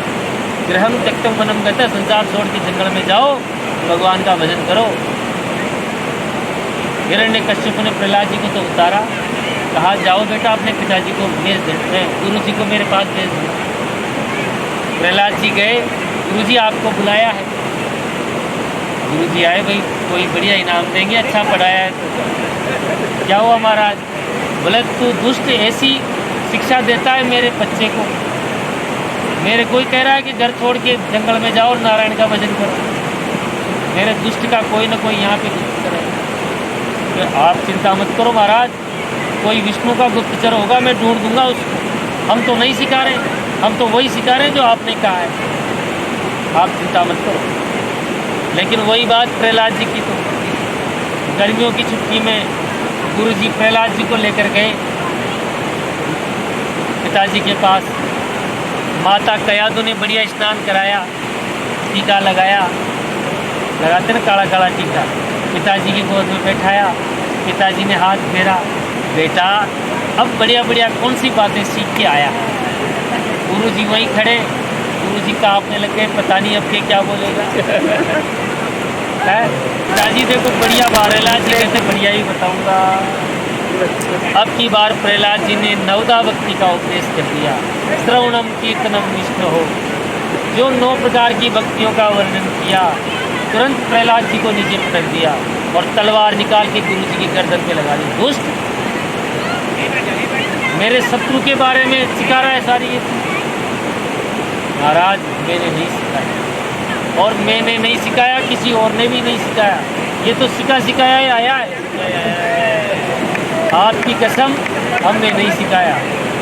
प्रहलाद से पूछा, बता तेरे को किसने सिखाया? नहीं बोले, कोई भजन करे। तो प्रहलाद जी हिरण्यकश्यप को बोला, जिस प्रकार हाथ के अंदर कोई बीमारी हो जाए और डॉक्टर बोले भाई हाथ काट दो तब तो तुम बच जाओगे, नहीं तो तुम भी मर जाओगे, तो हाथ को काटना ही अच्छा है महाराज, काट देना चाहिए हाथ को। तो इसीलिए प्रहलाद को मारने का आदेश दिया।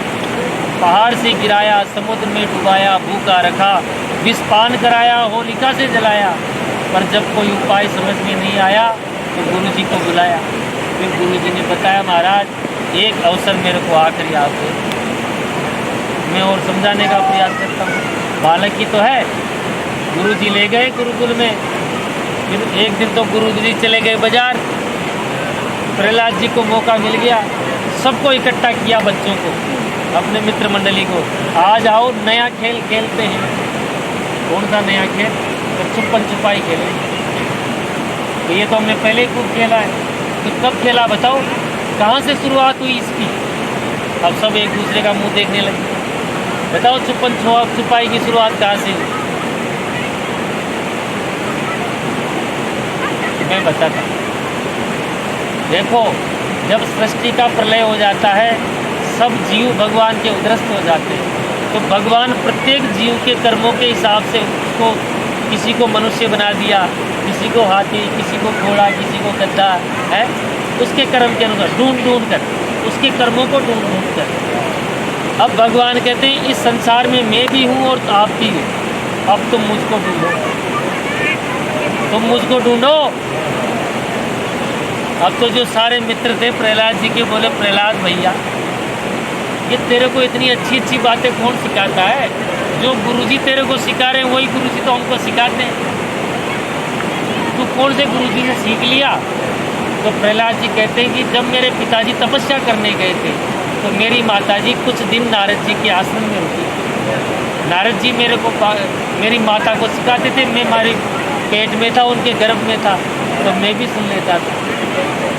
जो ये बातें बच्चों ने सुनी, बच्चे बोले, भैया प्रहलाद जब तो गुरुजी सही कहते हैं, तू तो सिखाया ही पैदा हुआ, तेरे को कोई नहीं सिखाया, तो अब क्या करें भगवान को ढूंढने के लिए? देखो भगवान का कीर्तन करो, अरे कीर्तन करेंगे तो गुरुजी सुन लेंगे।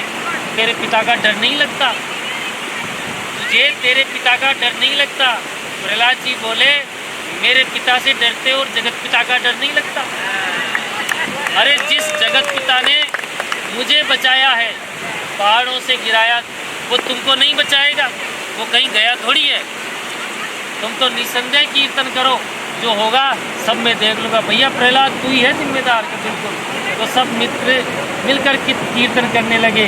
गोविंद मेरो है, गोपाल मेरो है, गोविंद मेरो है, गोपाल मेरो है, गोविंद मेरो है, गोपाल मेरो है, श्री बिहारी नंद लाल मेरो है,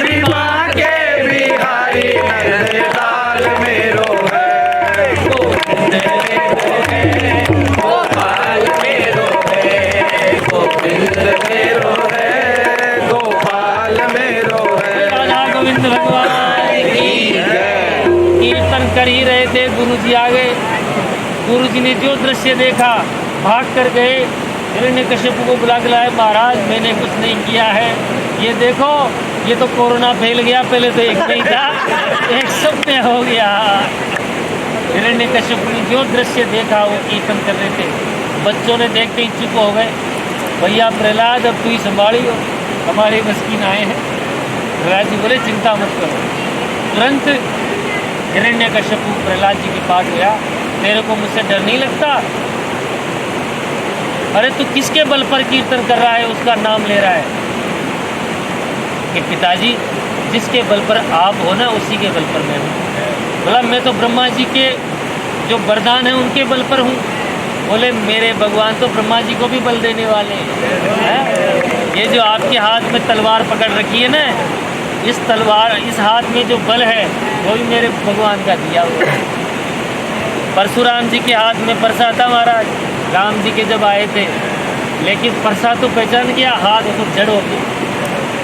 परसा चलकर भगवान की तरफ चला गया, हाथ बिल्कुल ऐसे जैसे कोई पत्थर होता है वैसे हो गया। जड़ तो चैतन्य हो गया और चैतन्य जड़ हो गया। तो भगवान तो सबको बल देने वाले हैं। मेरे भगवान ब्रह्मा जी को भी बल देते हैं। कहाँ है तेरा भगवान? हिरण्यकश्यप बोला कहाँ है तेरे भगवान? प्रहलाद जी बोले पिताजी ऐसे कहो कहाँ नहीं है। अरे वो तो कण कण में सर्वत्र विराजमान है। यदि तेरे भगवान सभी जगह तो मुझको दिखाई क्यों नहीं देते? प्रहलाद जी बोले मुझको तो दिखाई देते, आपको नहीं दिखाई देते, मुझे तो दिखाई देते हैं। क्या तेरा भगवान इस खंबे में है? तो बिल्कुल मेरा भगवान इस खंबे में है। ठीक है। तो हिरण्यकश्यप ने गदा ली और खंबा तोड़ने के लिए जो ही चला तो ही मनी मन प्रहलाद जी ने स्तुति की, हे प्रभु यदि मेरी भक्ति दृढ़ है और वेदों में लिखे हुए वचन सत्य हैं कि आप कण कण में विराजमान रहते हो, तो तस्मात् स्तंभे न प्रकटे, फिर आप इस खंबे में से प्रकट हो। तो भगवान प्रहलाद जी तो प्रार्थना कर रहे हैं, हिरण्यकश्यप गदा का प्रहार कर रहा है, तो गड़गड़ाहट ध्वनि हुई और खंबे को चीरकर नरसिंह भगवान का नरसिंह भगवान की जय। महाराज नरसिंह भगवान को देखते ही हिरण्यकश्यप के हाथ में जो अस्त्र शस्त्र थे ना सब पड़ गए। अरे भैया तेरा प्रहलाद तेरा भगवान तो बहुत खतरनाक है। पर फिर संभल गए, हिरण्यकश्यप संभल गया कि मेरे पास तो ब्रह्मा जी के वरदान है, मैं ऐसे तो मरूंगा नहीं। युद्ध किया, युद्ध करते करते संध्या हो गई। ब्रह्मा जी ने चुपके से बोले महाराज रात को निशाचरों का बल बढ़ जाता है। तो हिरण्य नरसिंह भगवान ने ऐसे क्रोध से देखा, पहले तो वरदान देते हो फिर कहते हो, भगा दिया ब्रह्मा जी। जो ही संध्या काल हुआ हिरण्यकश्यप को उठाया, डेयरी में लेके गए, अपनी जंघा पे लिटाकर अपने दोनों उतरों से चीर्ण करने लगे। हिरण्यकश्यप बोला मैं मरूंगा नहीं, मैंने वचन लिया है, न दिन में मरूंगा न रात में मरूंगा। देख शाम हो रही है, न अस्त्र से मरूंगा न शस्त्र से। ये देख दो नाखून है, न अस्त्र है न शस्त्र है, पर तेरे लिए पर्याप्त है। महाराज ब्रह्मा की बनाई हुई सृष्टि में किसी से नहीं मरूंगा। बावड़े ब्रह्मा को मैं बनाता हूँ, मुझे ब्रह्मा नहीं बनाता। बोले 12 महीनों में से किसी में नहीं मरूंगा। देख पुरुषोत्तम मास चल रहा है, देख मास ये स्पेशल तेरे लिए बनाया है। तो भगवान ने ब्रह्मा जी के सब वचनों की रक्षा करी और ठीक संध्या काल में अपने नाखूनों से हिरण्यकश्यप का उदर विदीर्ण कर दिया। बोले भक्त वत्सल भगवान की जय। प्रहलाद जी को गोदी में बिठाया और जीभ से चाट दी। जैसे गाय का जन्म होता है बछड़े का, वो मल से सना होता है, फिर गाय उसको जीभ से साफ कर करके भरा साफ कर देती है, तभी उसको बोलते हैं वत्सला। क्या बोलते हैं? वत्सला। और भगवान भी ऐसे ही होते हैं, इसलिए बोलते हैं भक्त वत्सल। आज संसार में कुल कितनी माएँ हैं, बताओ बच्चे का मल जीभ से कौन साफ कर लेगी? तो गाय से बड़ी ममता किसी में नहीं है, गौ माता से बड़ी ममता, और वही ममता भगवान है। भगवान ने प्रहलाद जी के मस्तक पर हाथ घुमाया और बोले बेटा वरदान मांगो, वरदान मांगो।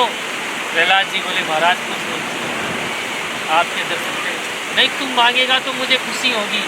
तो प्रहलाद जी कहते हैं कि एक वरदान दे दो कि आज के बाद मांगने की इच्छा ही खत्म हो जाए। भगवान प्रसन्न हो, बोले जा 14 मनवंतर तक तू राज्य करेगा। उसने 14 गुरु जी ने तपस्या करी थी राज्य पद के लिए, तो 36,000 वर्ष का राज्य दिया था। यहाँ 14 मनवंतर तक का, एक मनवंतर में 72 चतुर्युगी होते हैं, 72 बार 4 युग घूम जाते हैं, सतयुग त्रेता द्वापर, तो 14 बार। यह है जो मांगता नहीं है भगवान से। नहीं तो महाराज बेटा हो जाए बेटी हो जाए मांग लो, भगवान उतना ही दे देंगे। 14 मनवंतर तक का राज्य दिया और बोला सबसे जो प्रेम भगवान ने प्रहलाद जी से किया है आज तक किसी से नहीं किया। जीभ से चाट चाट के गोदी में बिठाकर, गुरु जी से भी नहीं किया। और महाराज 42 श्लोकों में गुरु जी ने इतनी सुंदर प्रार्थना की। भगवान प्रहलाद जी बोले पिताजी भगवान अब राजगद्दी पे बैठने के बाद एक वरदान की इच्छा प्रकट हुई, क्या कि मेरे पिता की अधोगति नहीं होनी चाहिए। बोले तेरा जैसा पुत्र जिसके है बावड़े उसकी अधोगति होगी क्या? अरे जो मेरे हाथों से मारा गया उसकी तो सदगति होगी। बोले भक्तवत्सल भगवान की आज की कथा का ये विश्राम करेंगे। बैठे तो थे भाई 1 घंटे की कथा होगी, पर ठाकुर जी ने बढ़िया साथ दे दिया। वो संग बढ़िया प्रेम से 2 मिनट कीर्तन करेंगे, कीर्तन करके फिर आते हमारा कीर्तन रिकॉर्डिंग बंद करो कि पहली हाँ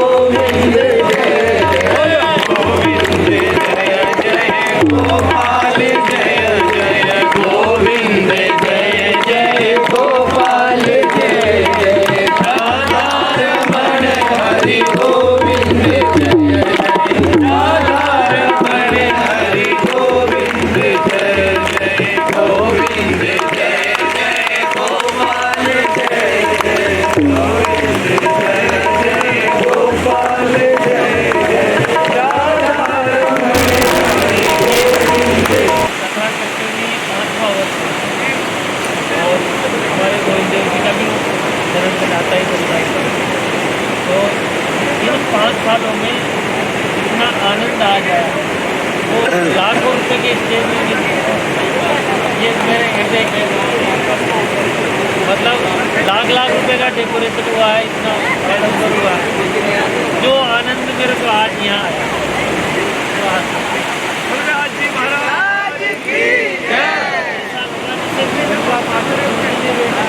बोला गंगे मैया की जय।